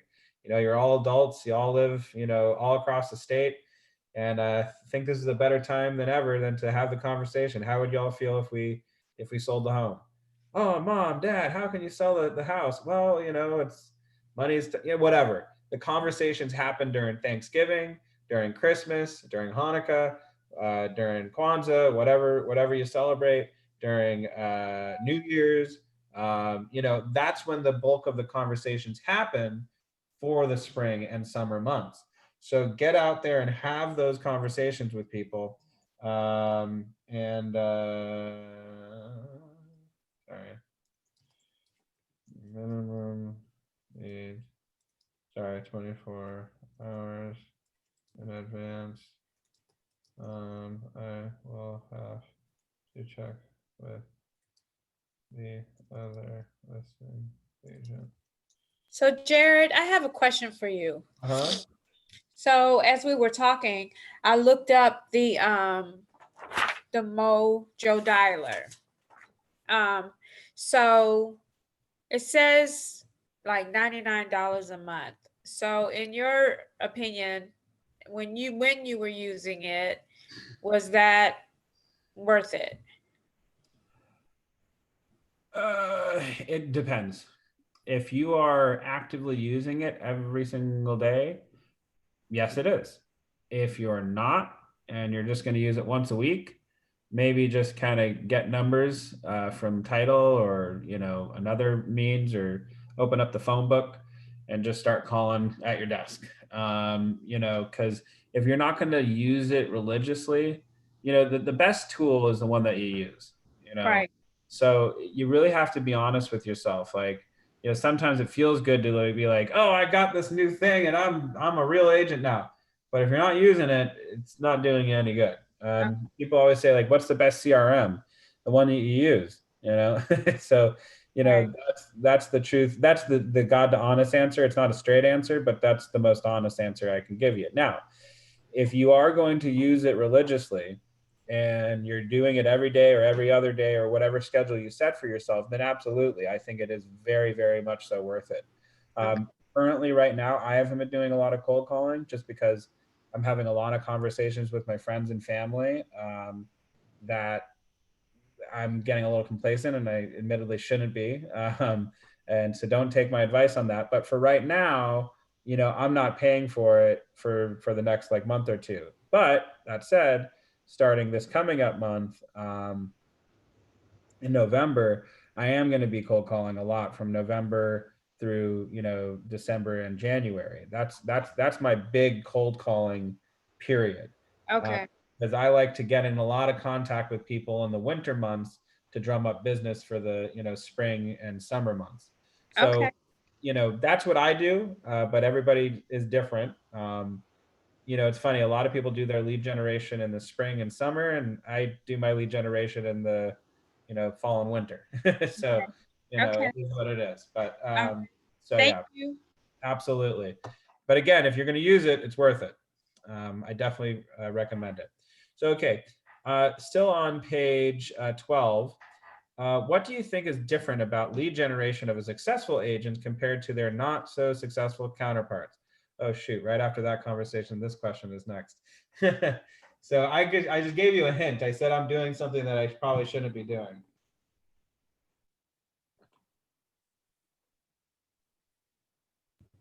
Well, some your counterparts, some get complacent like Jared, and then some keep pushing. There you go, right there. You know, I put my foot in my mouth. What can I say? The difference between a successful and not so successful agents is that successful agents make lead generation a daily habit and set out a mastery of skills, systems, and tools of lead generation.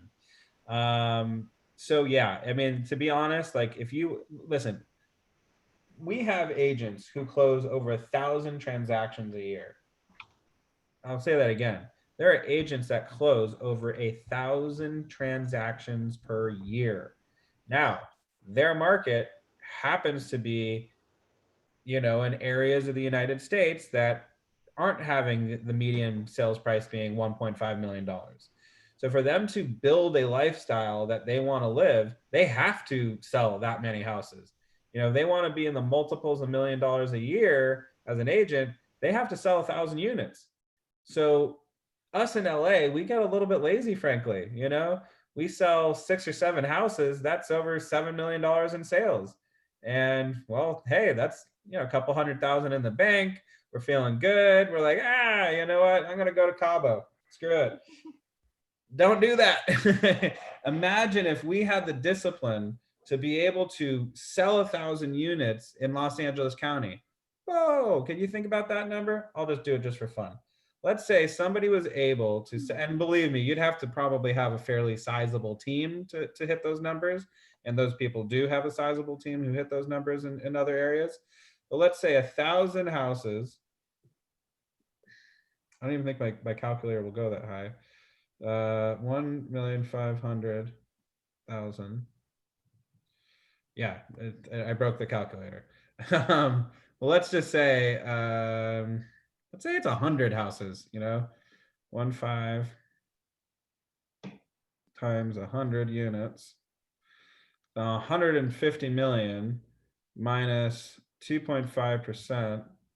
That's 3,700,000. Yeah, you're making a lot of money. You're rich. You're buku bucks rich. You're making 3 million a year over that, almost 4 million a year. So I mean, really think about the numbers, like that. If you could hit those numbers, you're doing pretty good. And that's 100 units a year, not even 1,000. So in fact, you could take that number. If I do this right, I still broke the calculator. Never mind. Again, yeah. Anyway, you're making crazy money. So anyway, so just think of it that way. Okay. So now we are going to page 14 of the text. And I'm going to have Cindy, if I could have you read page 14, make it happen, lead generation. It's job number 1. If you could share it on your screen, I'll be more than happy to. Oh, just kidding. I can do that. Okay, let's do this. Boom. Right there. There we go. Making it happen. Lead generation, it's job number 1. Prospecting is the quickest and most productive way to get leads and appointments for business. The quality of leads and quality of appointments you obtain a direct reflection of your prospecting effort. Remember that the day 10/4 has lead generation built into formula. Do you do this daily to build a habit of doing what's most important to your business before all else? Prospecting determines the size of your funnel. Beautiful, beautiful. Yeah, so the goal is to move leads to appointments, then agreements, then contracts, and then closings, which yield commissions, which is the name of the game. So yeah, I mean, basically the quantity of leads and the quality of appointments you obtain is a direct reflection of your prospecting efforts. And that's the whole point of the daily 10-4. Lead generation is built into the formula. It's actually the number 1 thing. Hey, Doc, how you doing? It's the number 1 thing in the formula. And doing this daily is the most important thing you can do in your business. Yes, Archer. Hi, how are you? And so in my opinion, the number 1 thing that we should be doing is lead generation, lead generation, lead generation. If you don't do anything else in the daily 10-4, I'm happy with just hearing that you're doing lead generation, and that's it. Hi, buddy. How are you? So moving on down. What's the most important thing, everybody? Lead generation. There you go. All righty. Okay. Benefits of prospecting. I don't want to give the secrets away. I'm going to ask you all because I want you to be involved and engaged. All right. Okay. Did I do that? Did I do the Ignite thing? Are you on the slideshow now? It just says make it happen, prospect. Okay, and it's a slide. Showing the funnel. Showing the funnel. Yeah, okay, perfect. All righty. Okay. So, okay, benefits on page 15. If we could go down to page 15, everybody, on your individual, whatchamacallit. It says benefits of prospecting. Prospecting is an investment and a commitment to your business. Prospecting is critical to your business and for the following reasons. Discussion. What are the benefits of prospecting? Can somebody throw out some answers for prospecting? What are the benefits of it? Begin building relationships. 100%. I hear a lot of times, I'm new to the area. Great, start prospecting. Well, I don't know anybody. Great, start prospecting. Well, I just moved from another country. Great, start prospecting. That's the same as lead generation. Huh? you hear me? Yes, I can hear you. Hello. Yeah, is it the same as lead generation? Because Yeah. I don't know if there's a difference. Prospecting is lead generation. Yes, 100%. Yes. What's another benefit of prospecting? Prospecting meaning you're calling people, you're having conversations, you're reaching out to friends and family. Let's forget the social media stuff and the paid per click advertising and all that.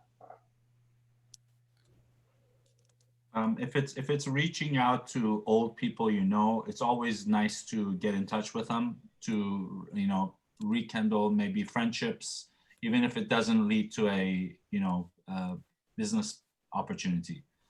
I think being in front of them, they say out of sight, out of mind. So I think just talking to people, you become more personable. Walking around the neighborhood, meeting your neighbors. Unfortunately, not too many neighbors know each other. Yeah. I was having a conversation with my Uber driver. I use Uber as a cheap and effective therapist, frankly. So I'm always talking to my Uber driver about my day. And I was talking to them about how, it's funny, I barely know my next door neighbors, and I live in an apartment. It's weird. We're very, while we might want to be connected nowadays because of coronavirus, we realize how not connected we are to our world around us. I know people who've I say hi to my neighbor, but I don't really know anything about them. And it's that's kind of weird. Maybe make a point of saying hi to them. So I just moved in my building from one building to the next building. And I started, making a point of reaching out and just saying hi to my neighbors whenever I see them walking around. Hey man, just moved in. Just want to introduce myself. What's your name? Oh, cool. And just the other night, my neighbor down 2 doors down was just like, hey man, what you doing? You want to have a beer? I was already in bed, so I didn't. But that's a really cool thing. I think it's awesome. So yeah, reaching out to your neighbors is very good. Now, a couple things I want to say. Prospecting, it's inexpensive. And it yields results. So when you're first starting out, instead of buying, Zillow ads or, realtor.com or any of that kind of stuff, calling your friends and family is free. And I hate to say it, but that's the name of the game. You want to keep your costs down as much as possible when you're first getting into real estate. A lot of people who are just getting into real estate have quit their jobs to do this full time. Hold on, my dog's trying to get out. Buddy. Okay.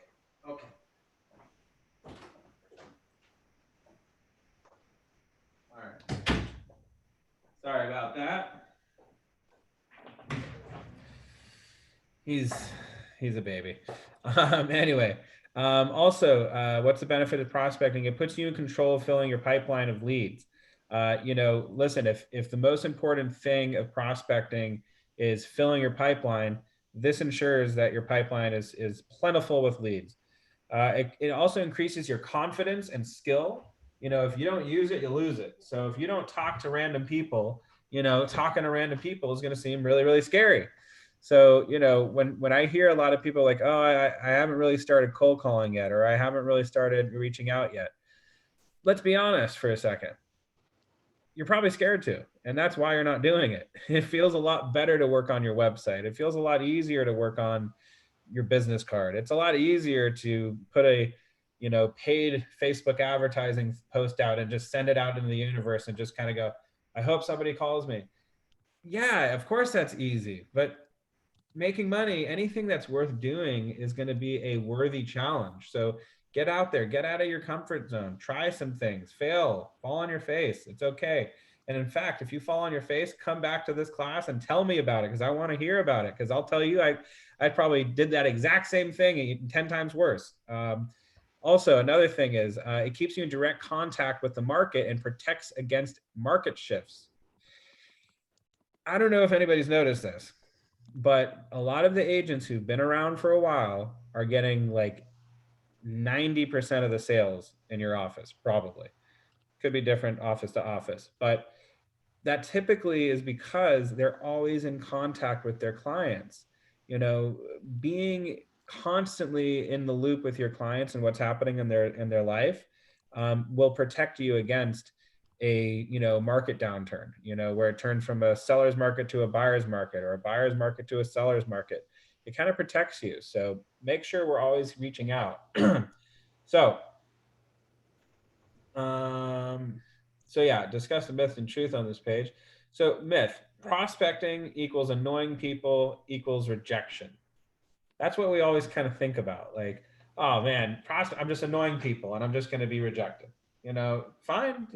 Some of that might be true, but the truth of the matter is in my opinion, prospecting equals meeting people and building purposeful business relations, which also equates to a strong real estate business. So we got to make sure that we're doing it. We're staying on top of it. And yeah, so it's great. All right, so let's move down to page 16 of the book. And I'll go ahead and share this page with y'all. There we go. So page 16, if I could have Emery, are you there?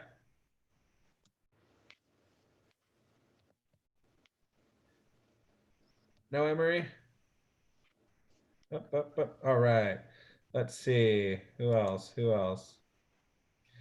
Rochelle, could I have you read number 16? Page 16. Yeah, hold on. No problem. Page 16, the 4 C's of prospecting. I had to find it.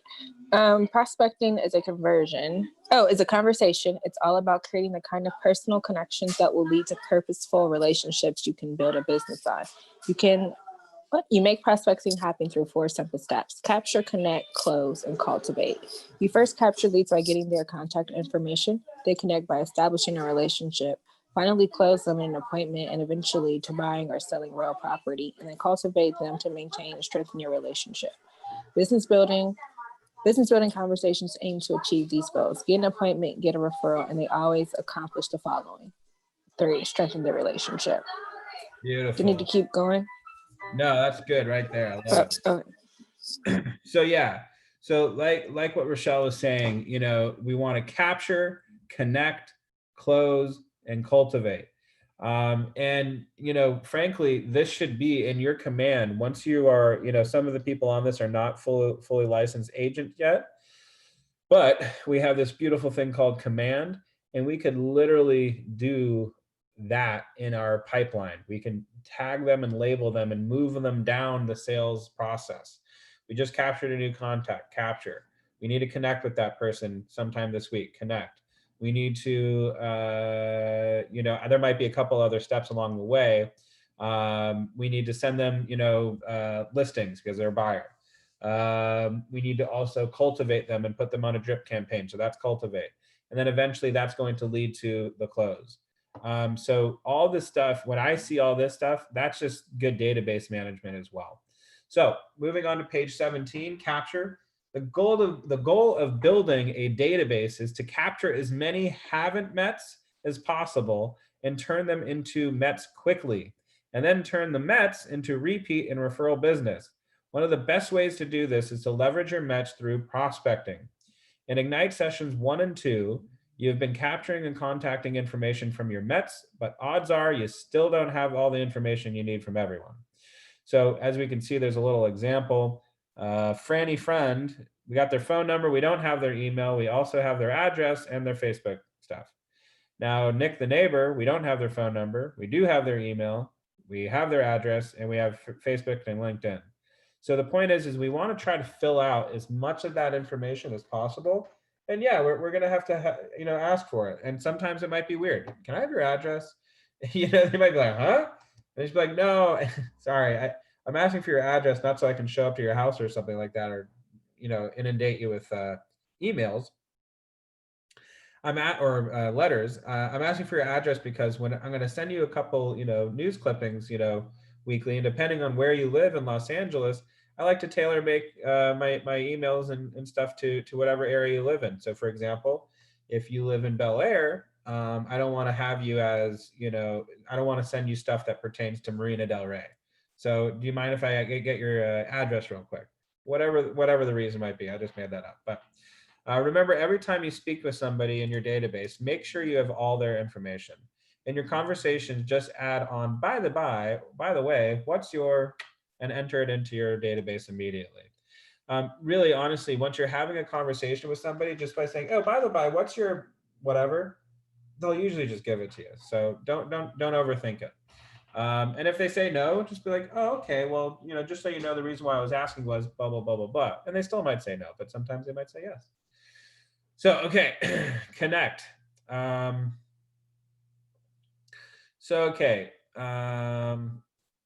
Connect. Successful real estate agents understand how important it is to connect with people and refine this skill by doing it as often and consistently. Your goal in the connect step is to approach an individual in a way that builds rapport and trust. One of the best ways is with questions. Look for Look for opportunities to be of service to them. When you use your scripts and uncover their real estate need, dig deeper for more information that will help you close. Get details to add to your database. If you would, please tell me a little bit about your family, job, life, etc. Who? So these are going to go over the who, what, where, when, why, and how. Assess their wants and needs and plans. So this is a what question. What are you looking for? What do you want to do? Pinpoint their location. Where? Where would you like to buy? Where is your home located? Determine their motivation. Why? Why are you moving? Get a feel for their timeline. When would you like to do this? Assess their expectations. How do you plan to do this? You know, all of these questions are very, very important, you know, things to ask when you're having consultations, when you're cold calling, when you know, any of these, reasons, these are all questions we should be asking.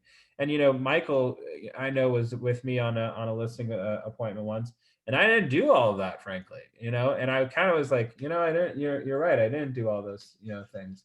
So even myself, I have to continuously remind myself to ask all these probing questions and take notes.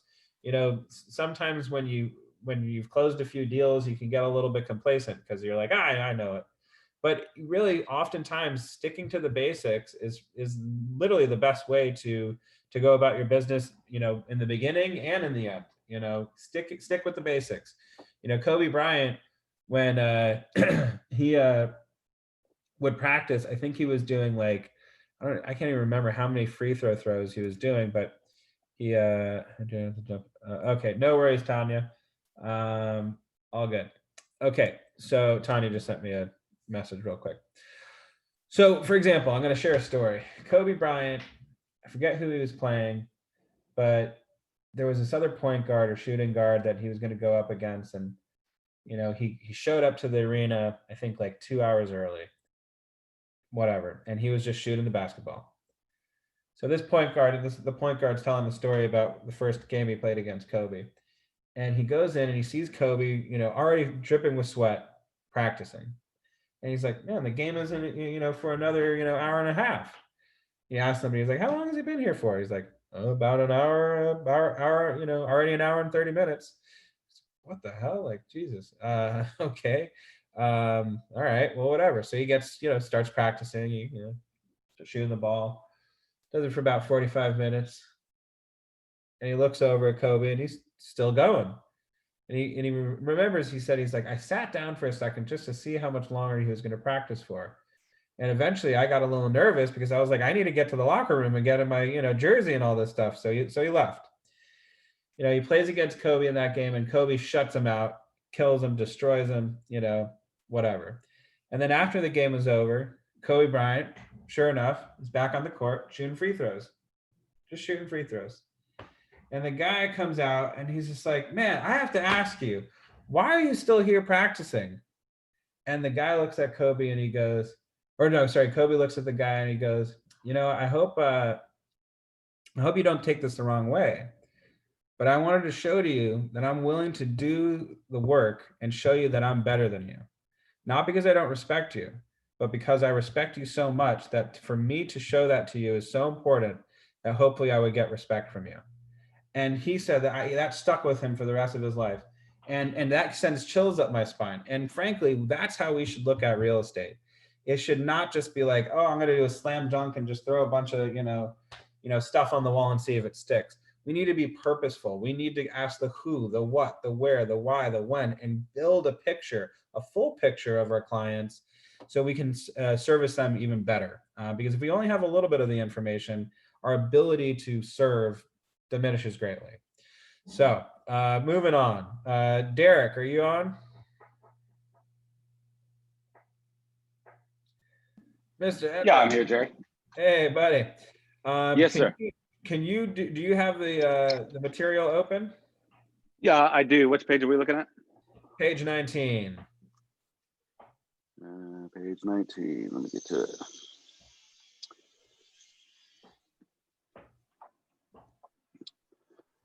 Uh, 19 for the close. There we go. If you could read that whole page.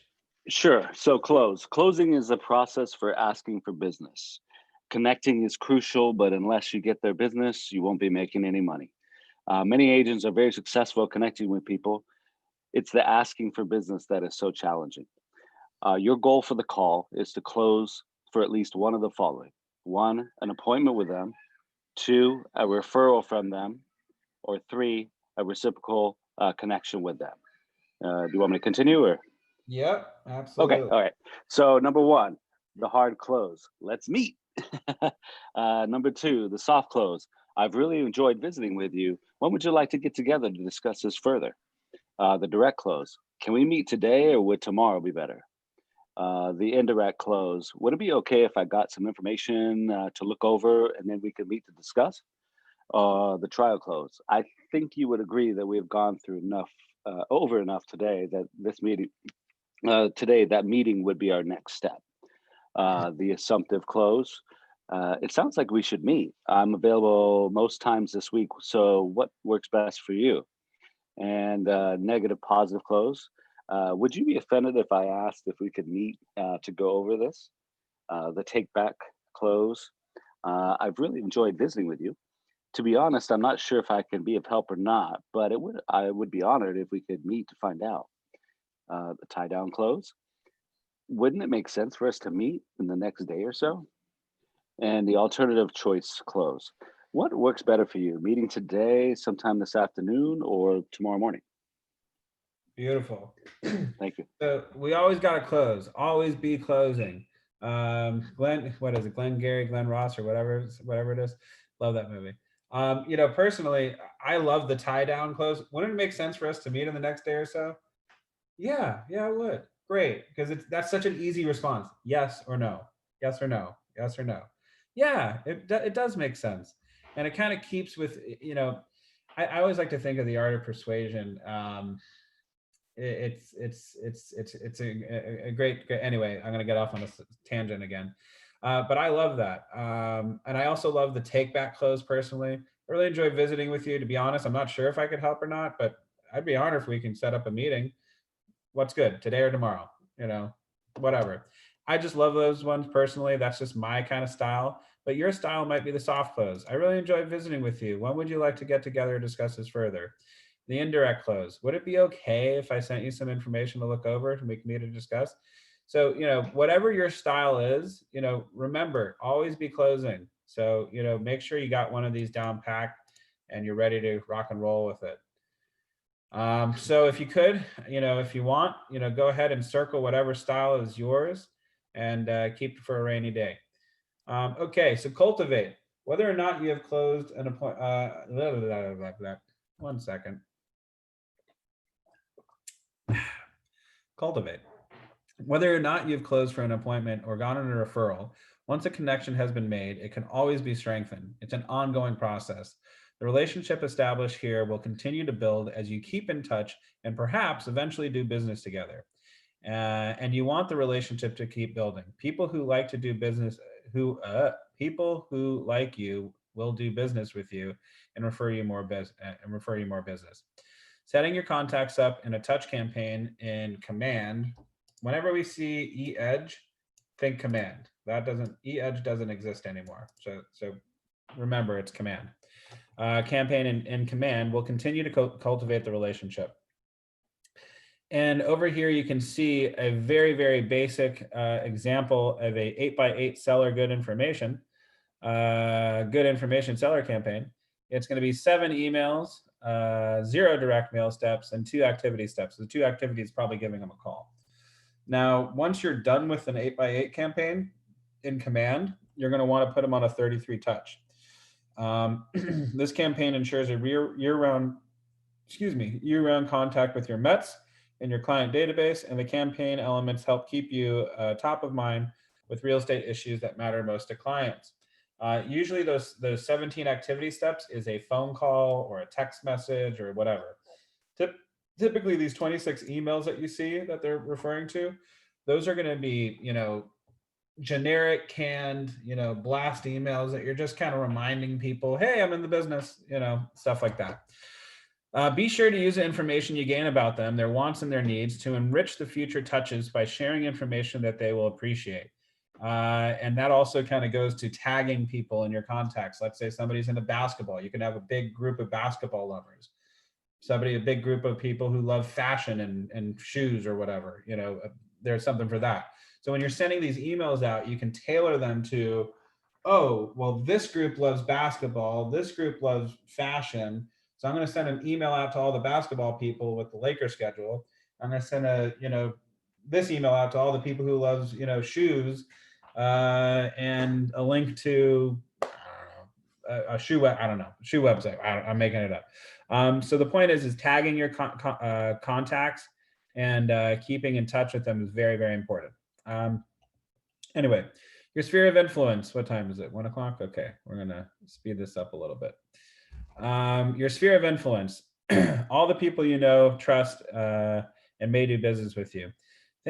So I'm not going to read this whole thing, but your sphere of influence, every single person, let's look at this little image right here in the center. You, your spouse, your partner, your friends, your relatives, your neighbors, your immediate family, your dentist, your mortgage company, KW agents outside your market, social media networks, banker, doctor, your kids' teachers, title company, church members, mail carrier, mechanic, friend, the list goes on.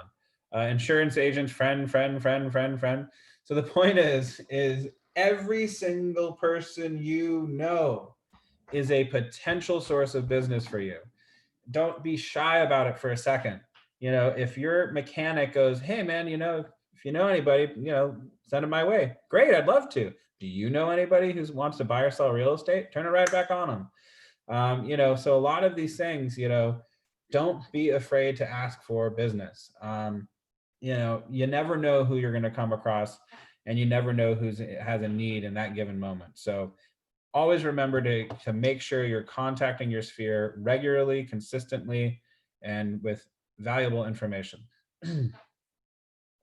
So write down as many names as you can for each category. I'm going to let you all do that on your own.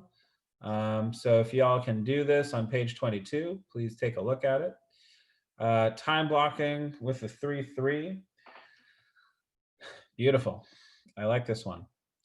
Prospect efficiently and consistently with 3 processes in your 3 hours of daily lead generation. The formula for this time blocking discipline is called the 3-3 and stands up for 3 things done in 3 hours. As a new agent, you can and should spend more than 3 hours doing this. So the action and also the what we're doing. So we're going to prepare.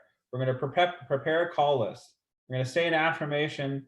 Focus on the big why. If you were here on the last class, I was asking, or the first class, I was asking people to really think of why they want to sell real estate. What is your motivating factor? I shared a couple, stuff that means a lot to me. Might be different for a lot of other people, but you have to. It's not always just monetary. Usually people are like, I want to make a lot of money. Well, why do you want to make a lot of money? Is it just a car? Is it a lifestyle change? Is it the ability to take care of a loved one? Is it to be admired by your friends and family? Like why do you want to make money? Usually it's not just, nice shoes and a car. Now it might be, it could be, that's okay. But you want to say your big why. Do some affirmations. Practice your script before you start making those cold calls. A lot of people don't do that. Before you get on the phone, read the script, do it, look in the mirror, do a play-by-play, Pretend like you're having the conversation. Then you're going to take action. When you're taking action, when we're prospecting and we're updating our database, while you are cold calling people, you should have a spreadsheet out or a pen and a piece of paper, taking down notes and information. Maintain, track your results, schedule commitments, write thank you notes. Like I said, whenever I'm doing cold calling, one of the reasons why I love Mojo is it will track your results for you. All you have to do is click a button, set an appointment, not interested, whatever it might be. And you're able to just kind of track that, and it'll say how many people actually you called and how many people actually picked up. And then you can write notes for all those people right in Mojo. Schedule commitments. Oftentimes you'll talk to somebody and they'll go like, yeah, I'm ready to meet. Write it out, right there on the spot. Great, I am meeting this person on this day. Write thank you notes right when you're done with cold calling. It takes about a day or two for a letter to get to somebody, even if you're sending it across the street. So write out that thank you note, and in a day or two, it'll be in their inbox. Don't write the thank you notes 3 days later. Do it right when you're done cold calling. Now, with that said, there is a little video called Cold Calling with the Real Estate Brothers. And once we're done watching this, I'd like us to go over, oh, my dog's trying to get in again. I'd like us to go over the video and some of the ahas we came to after watching it. Give me a quick second here.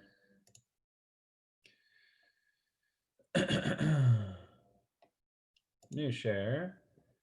Cold Calling with the Real Estate Brothers. And here we go. Cool. So I'll say where we're from and then you get production levels. Is that all right? Hi, my name is Dylan Provenche. I'm Sean Provenche. We're from Toronto, Ontario, Canada. We're the Real Estate Brothers. 2014, we wrote 72 transactions for $47 million. Sean and I are very lucky because we're actually fairly entrepreneurial in sales. So we were able to just sort of survive by luck and by just sort of being likable and nice. We had a decent business that wasn't growing. We did a lot of door knocking originally, but what we found was with bad weather, plus you have to drive to door knock, it was just too much of a wild card. If we were to grow the business, we needed to add people to our database. And if we were going to do that, we needed a systematic way that we knew we could achieve results that were predictable.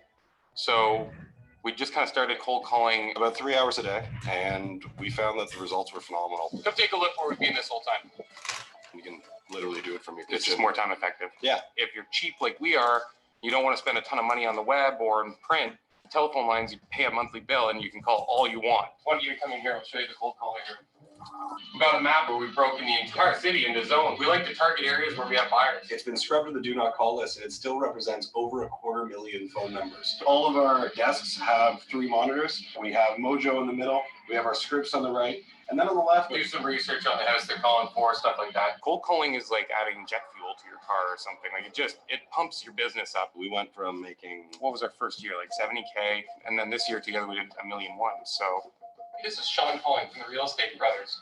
You know what? I'm so sorry to bug you today, but I just noticed that you have to treat cold calling as though it's an appointment. If you don't prioritize it, things will always find their way in and block you from being able to do it. It's the most important thing you can do for your business. Absolutely most important. And you have to quantify it as well. The bold 100 contacts a week is a really, really cool way to set a bar and get started and stick to it.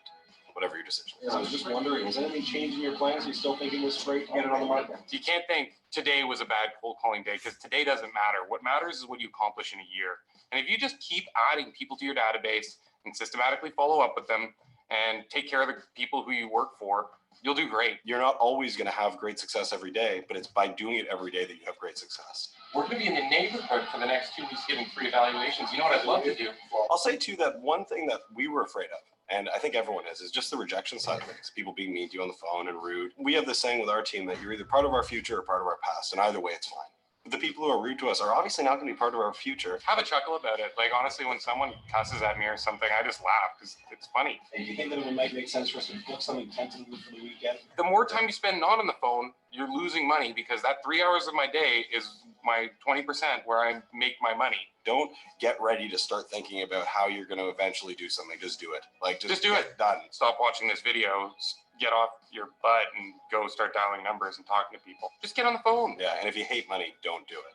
Yeah, I think. I love that one. That's one of my favorite videos in all of these. It's straight up to the point, no, fluff. So what were some of the ahas that we got from that video? Anything in particular that stood out to anybody? Well, if I may jump in real quick, Jared, I think Yes. one of the things that I've always had a problem with is when I'm trying to start a new project, whatever it may be, I'm always worried about setting all the steps in place before I start it. And because of that, it usually either doesn't happen or it takes way too long. And I think what they said at the very end is just get up and do it. Yeah. Don't worry if you're ready. Don't worry if you have the right tools. Just do it, because obviously, as you do it, experience will with experience, you'll tweak the things that are good or bad. And I think just do it, basically. Yeah, man, we just got to get out there and hit those numbers. It's like Nike, just do it. I like to use the term just ship it. Meaning, like, if you got a product, it's good enough, get it out the door. Let's sell the prototype, and then we'll worry about perfecting it. I remember, I used to work with a gentleman whom I still love, and one day hopefully he'll get back into real estate full time and decide that he wants to continue working with me. But the one thing that he had is his big thing was, I need a virtual assistant. I need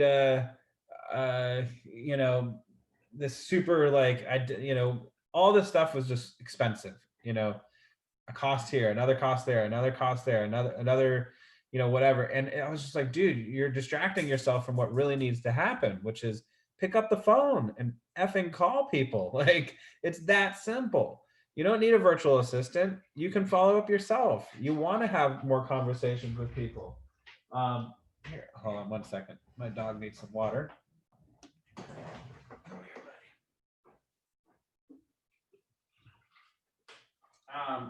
And forget, like, oh, I'm not good at following up. Oh, I'm not good on the phone. Who cares? Just ship it. Just get it out the door and do the work. Any other thoughts that stood out to anybody?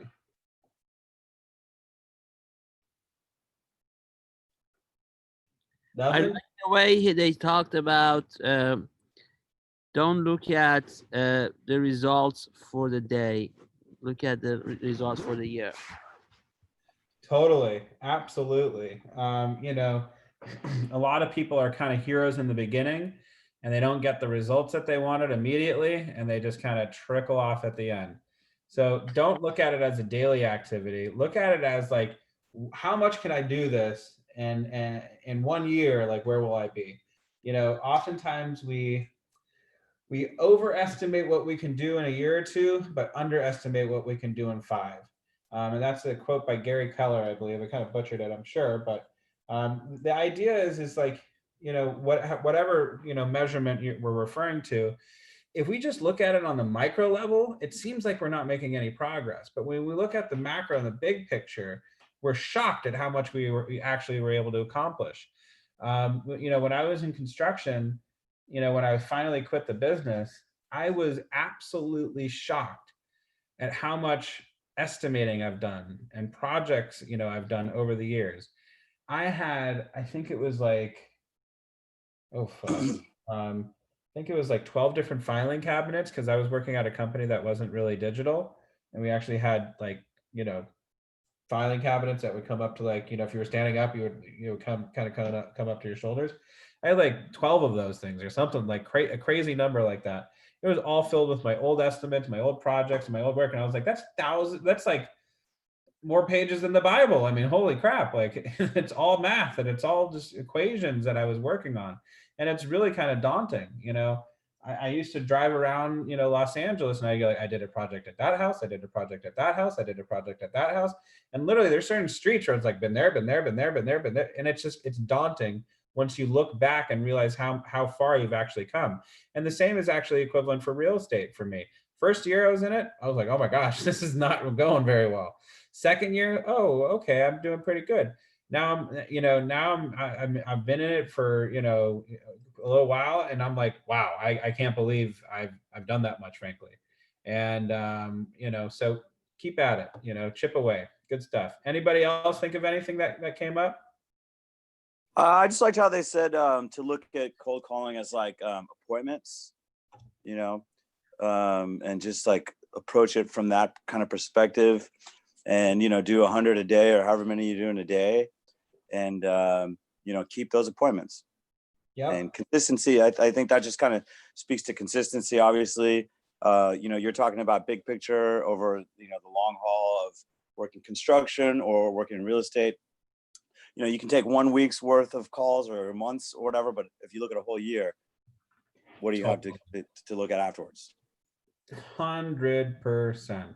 One thing I wanted to show real quick before I go on to the next video, and I'm going to try to, oh yeah, this is perfect. Notice, can you see my mouse when I'm kind of circling over this guy's head? Yes. Great, thank you. Notice he's wearing a headset. Anybody notice that? These big blocky headsets. Why do you think he has that headset?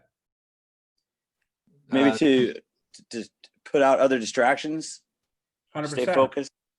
The other thing that you don't see in this picture, but in one of the other ones, the guys who are cold calling, they're in the same exact room. They're just 2 feet away from each other. And they have the headset, so while his friend or his partner's cold calling, he's not distracted by his friend. But why are they in the same room together? It's accountability. It's to make sure that we're doing it. And what I used to do with a lot of people when COVID wasn't happening, we would meet up at the office, sit down, put our headsets or our headphones on, and just start dialing. And all of a sudden, like, it became kind of fun. Like one of the dudes would be like, get done with the call and be like, sorry, not I'm trying not to cuss. Oh yeah, I just got a listing appointment. And it's like, well, it's kind of like a boiler room like environment, and you guys kind of push each other, you feed off of each other, and frankly, some people are going to be self-motivators. They're going to be able to get out there and do it on their own without any nodding or prodding or whatever. I'm somewhat of a self-motivator, but frankly, it's so much easier when you're doing it with somebody else. So a lot of people, that's some of like the benefits of joining a team if you're just starting out. Real estate can be very lonely if you're a solo agent and you're just kind of going through the motions on your own, which is fine. But when you're just first starting out, sometimes it is beneficial to work with a team that cold calls together, that hangs out, goes to lunch together, and it gives you kind of that office camaraderie feel. Now, of course, after being on a team for a little while, sometimes you might go, well, I don't like giving my split up that much, so I'm going to go my solo route, which is great. But when you're in the process of learning, for a lot of people, being on a team really, really helps. Or even if you're not on a team, just kind of grabbing another agent who's new and just saying, hey, we'll be accountability buddies, and we'll just start cold calling together. Whatever it might be, sometimes I find that doing it with other people just makes it so much more fun. So I just wanted to point that out. So definitely good stuff. Now with coronavirus, it's a little bit difficult, but it is what it is. Okay, moving on to the next video, and then we're probably going to break by, I'm hoping like around 1:30 we'll get done with the most of this. But let's watch this Lead one. generation is your number one job. You have started by calling your Mets, your sphere of influence. You have even reached out via social media. But what do you do when you run out of contacts? Where can you find more leads? There are many places you can find additional prospecting opportunities. Think about your children's sporting events or activities. And don't forget about your own organizations and clubs. Your children's school or PTA would be an excellent source for contacts, as well as your place of worship. Even your mechanic. They rely on referrals for their business just like you do. Using these and other sources for prospecting opportunities will lead to more contacts and referrals that will grow your business. More contacts and referrals will lead to more appointments, listings, and closings. This will help you meet and exceed your goals. All right. I like the other video more. Lead generation is your number. But it's true. This video is absolutely imperative if you want to do it. We actually touched upon it a little bit more. A little bit earlier. We don't have to worry about rejection or anything. Most of the people we work with on our day-to-day, world relies on referrals some way or another. Restaurants. How do you think they get popular? Hey, I went to this great restaurant. That's one right there. Mechanics, how do you think that they build their business? I have a great mechanic. Doctors, even I have the best doctor. Typically it's via referrals. Doctors might be because they're in your healthcare, but that's another conversation that we can get into. But in any event, so all good stuff. Now let's get back into the, let's see. There we go. Okay. Processing source. Post to your social media. Page 36. Is this the right one? Yeah. 1 second, please.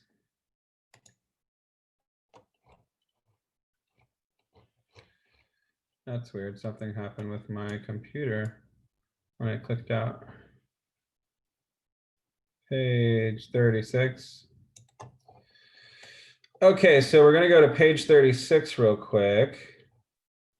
I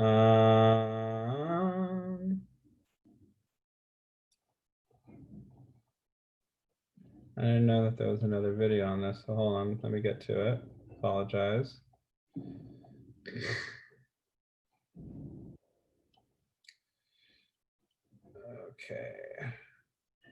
Okay, actually, we're skipping a bunch of interesting stuff. So there's a couple other stuff. So number 6, social media. So I'm going to go over to page 31 and go talk about social media real quick for the last couple minutes of our class. 10 more minutes and we're out of here. So social media is a really great way to find new business and to get business. So one of the ways that I like to look at it is I'll share my screen with you on the page. So people who don't have it up and running, you can kind of read along. So the best way to engage with quality database is through social media. If you're like most people and use social media every day, you can think of it as a 365 touch system. Here are some ways that you can interact with the Mets of their sphere of influence to position yourself at the top of their minds. Facebook. Everybody's on Facebook. I don't know a single person who isn't on Facebook, frankly. My mom's on Facebook, for God's sake. So Facebook is where people go to connect with friends and family online. Most agents want to connect with friends and family of clients. It provides trust and word of mouth marketing.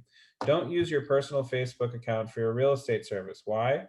It may lack professionalism and you miss out on a lot of essential business features, such as the ability to run Facebook content and check your Facebook insights. It's really easy to make a Facebook business page and it's worth the effort.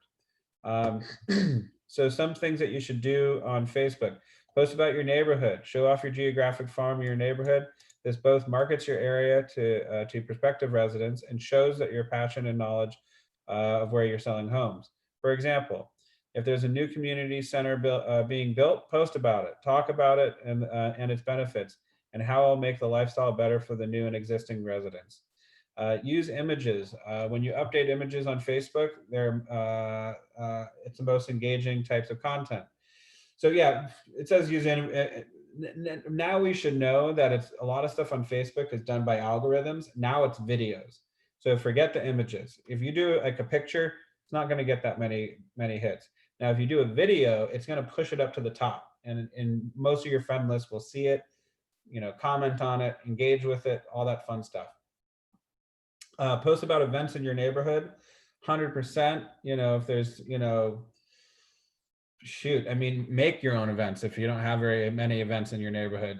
Just kind of, for example, at my, apartment where I live, there's a community board. Nobody really uses it. I should probably start making events. Now there's a coronavirus going on right now, so a little bit hard, but so maybe not right now, but once Corona is over, hopefully I'll get to start using that board and making, fun little, events. Make a, softball league, something, whatever. Congratulate new homeowners on closing day. This shows that you care about your clients. Anytime I close on something, I'm posting it on social media. Engage with polls, actually not all of it, but I should. Engage with polls or surveys. Polls and surveys provide an amazing way to create more engagement on your page and have fun with your friends. So if you don't know this already, if you go on your Facebook or your Instagram, you can make like a story or whatever and do a poll, hey, what do y'all think about this? And that's a great way to get people engaged. It also shows who actually is interested in engaging with your content. Post your listings. Use Facebook to post your listing. The golden rule in social media is 80-20. That is, post 80% of your content about lifestyles, consumer interests, and other updates, and post 20% about your content about you and your product. This keeps your social media social and engaging. When you post your listings, keep the personality of your own Facebook. Keep the personality of your own Facebook page. This is not a print ad. Tell them about the home and what points will sell it. Tell how many bedrooms and bath it is. Tell the address. Tell the price. I don't like the word "tell" there. That's kind of strange verbiage. Anyway, ask questions about your new listing. Get comments on what people like about it, what they like about the neighborhood, or comments about the schools and community facilities. Post about your open houses too. So, for example, I have a new listing in Beverly Hills. Don't you love Alpine Drive? I don't know. Like, don't you love how close it is to the Beverly Hills Triangle? Like, don't you love how close it is to Century City? Like, post stuff like that with a question in it so it engages people to write comments on it.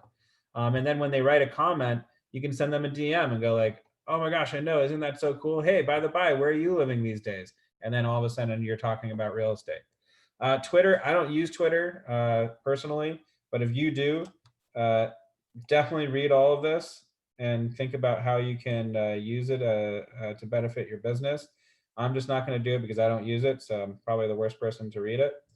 Pinterest, there's another thing. Pinterest is the 4th largest social media site, and it's all about connecting through images. So, you can have a lot of people who follow your Pinterest boards. Let's say you love real estate and you just follow like really cool houses. You might also follow design stuff. So, people can follow you on that. Instagram, that's what I love the most. Instagram is widely used in different parts of the world and is growing in popularity. This was written a long time ago, 2019. That's funny. It allows users to upload photos and videos and stories, filters locations, hashtags. Its flexibility allows connection to other social media platforms and can be viewed on both mobile and desktop platforms. Post a photo of your bio along with, anyway, so Instagram and all these different social media stuff, it's a great way to reach out to people and to really, really connect with your sphere. Think of it almost as a CRM in a way. Your social media should be a way for you to connect to people readily and available. So all good stuff. So, okay, with that said,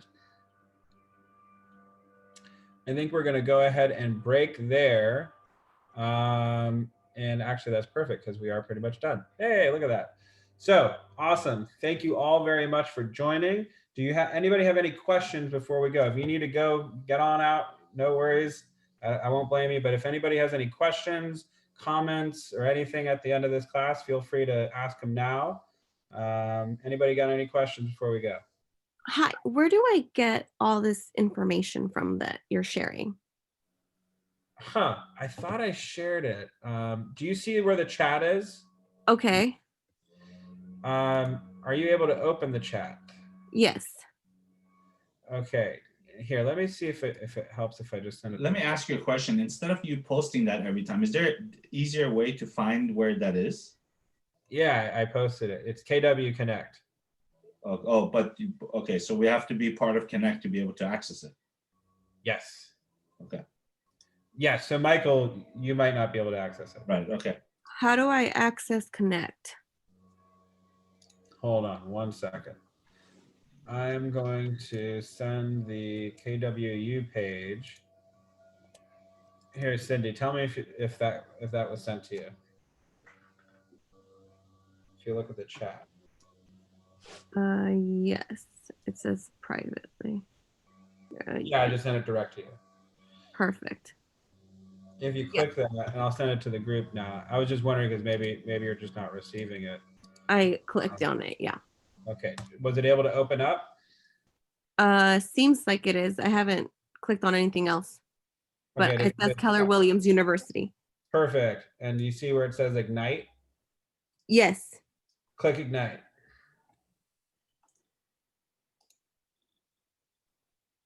Okay, and then I have to create an account. Oh, okay. That might be what's going on. You might have to create an account. So have you had your agent onboarding yet? No, it got canceled today. Oh, fun. So you might be what's called SOL, and in regards to, you won't be able to sign up until you have your agent onboarding. Okay.